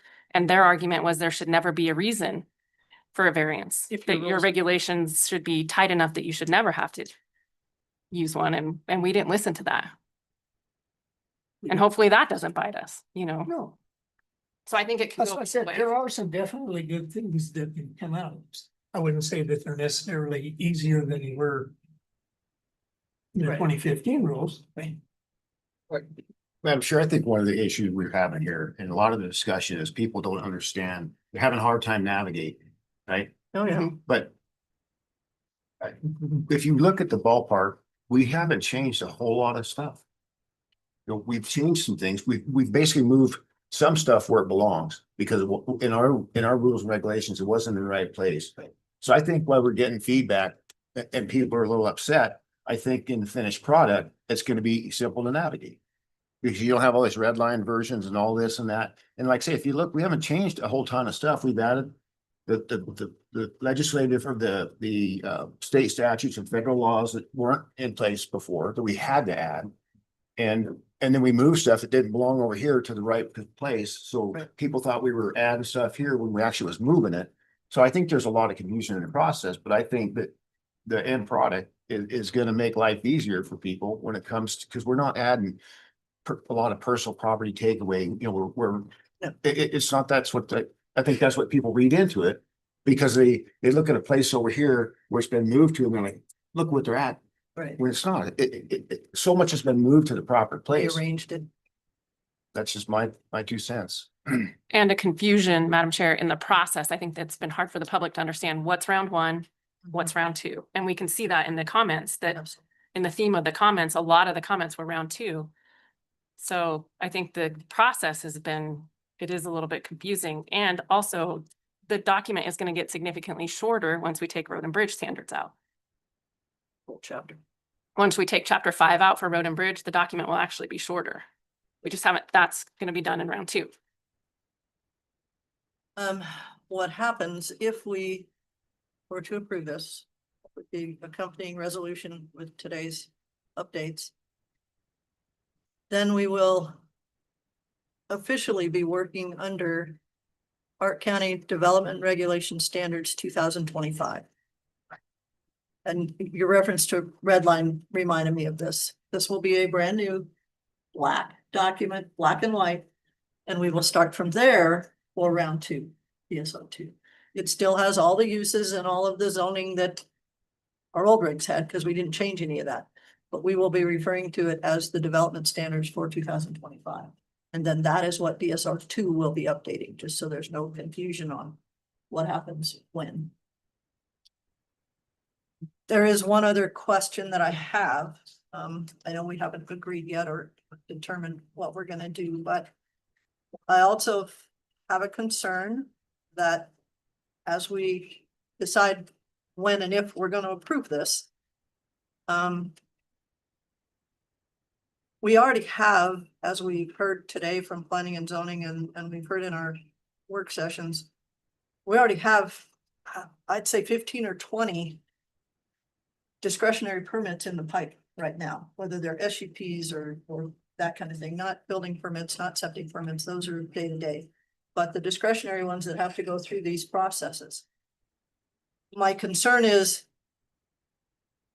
if we approve this today and make the comment that they're effective on such and such a date, is planning and zoning gonna get hammered with things coming in the next couple weeks to fall under the old regulations, or are they going to, where do we make that cut and where do we allow planning and zoning, our staff, to acknowledge the changes that we've agreed to, changing the processes that have been agreed upon? If we agree with this DSR 1, give them the time or the opportunity to get those in place to start reviewing documents. So that's Madam- just something to Madam think Chair, I about. think we were in a meeting one time and Joy said that she would hope if it was adopted, it was not, it was adopted a month later. So they could get everything in place, you know, I think that's what she said. Right, I guess, and that's my thing. I think it is 4 to 6 weeks that they've talked about that they might need to get these in place. I just don't know if that means they would get inundated and then are we gonna have permits that are under 2024, I'm gonna use that as an example, 2024 process, and then permits that are in, how do we differentiate permits that are in the 2025 process? Or are we doing it with just a date? Well, I think Or- if we have this set on a date, anybody who's already in the process is grandfathered in. Okay. To the, don't use that term, thank you very much. No, I firmly No, I believe that. understand. I think anybody who's in the process right now, if we go through with this, need to be grandfathered in under the old rules. Okay. But it's this is just a process we're talking about. You're talking about DSR the 1. Yeah. Right? Yeah, oh yeah, And I guess I'm confused. If this is so much easier, why wouldn't everybody want to start? well, they might, I don't know, I'm just looking to see whether there's a, There would be no well, grandfather. P and Z's not ready. They have to get new documents done and updated and get their listing put together as to how things are supposed to be done with the P and Z staff. They need. 30 to 45 days. Is my understanding. That's what she said. That's what I understood too. So if we decide that we are gonna move forward with this, I guess I'm asking that we tie a date effective to it so that we know what needs to happen and how they're to proceed. I mean, So Madam Chair, just to clarify, so if we were to adopt these and then we said 45 days from now is when they're effective, then are we pausing applications during that time so that, and whatever's in the pipe now falls under 2015, then there's a pause for 45 days? And then everything else comes under the new that's one way to do regulations? it. Is that what I'm, That's one way to do it with, and like I said, discretionary permits. These aren't building permits or the day-to-day, these are other things that come forward, SUPs and variances. But anyway, What is it that they need to change? If we didn't change anything, what is it they need 30 days to update? we did change. They moved some things into the approval processes and when things are due and things like It's that. just They a did procedure change. process. I think didn't they change some of their, I thought that they changed their applications. They did. Like the P and Z Forms had need to application change. forms that had to change. That's a lot of hoops that the public has to jump through, getting the permission from this agency, this district, and now If we P&Z didn't have does those that. before. We did that before. Planning and So zoning then does what, that so work. why would it take, why would the transition be so difficult? I need Erica or Joy in here to tell us, but they did say it would take 30 to 45 days to get all of their paperwork ready to, But it wouldn't stall out anybody going through the process. not that's there right now, no. No, she said it wouldn't stall out, but like nobody could come in. That wasn't the case. Okay. I was sure she said they would continue like they were doing now, people bringing in applications and So if the application let's just use October 1.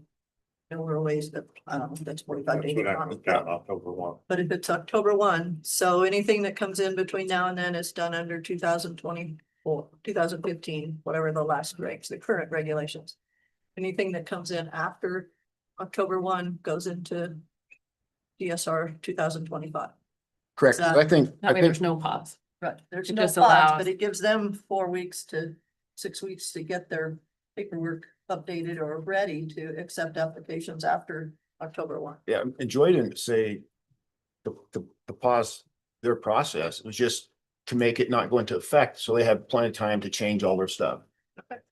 And Madam Chair, I think they're pretty well booked up anyway. Oh, they don't have to- Yeah. So I think that their agendas have already been filled up through October 1st. Oh, yeah.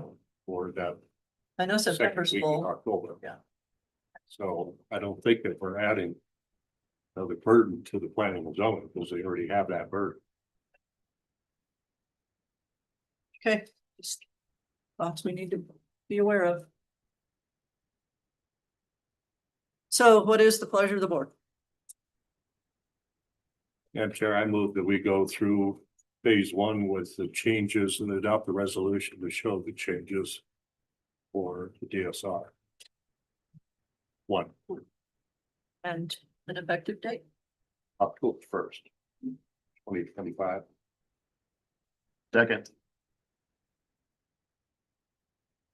So I have a resolution to approve the DSR 1, including the changes made today. And the effective date would be October 1st of 2025. Correct? Right. And that's 45 days. That's close. Gotta be close. It just is a cleaner date. Any more discussion on the motion? Madam Chair, I would just like to just thank the members of the public who did give input. I think that there was some helpful input in here. And just to stay engaged in DSR 2, because that's where I think the core of the concerns are going to come in, where people are needing to pay attention to uses and zoning. Any other discussion on the motion? Hearing none, all those in favor? Aye. Opposed? I, Motion passes.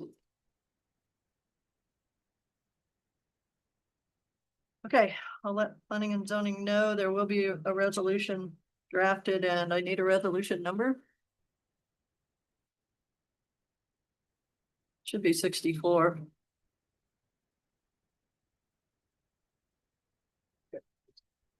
Okay. Okay. So with that, planning and zoning staff can do what they need to do. And our working group will move forward. And planning and zoning commission will move forward with DSR 2. And their current work is on uses, definitions of uses, adding some uses that have come up over time. And sorting those out, including your comment about short-term rentals and where that needs to go. Okay, all right. You. Madam Chair, I move to adjourn. Second. All those in favor? I. Motion to adjourn. It was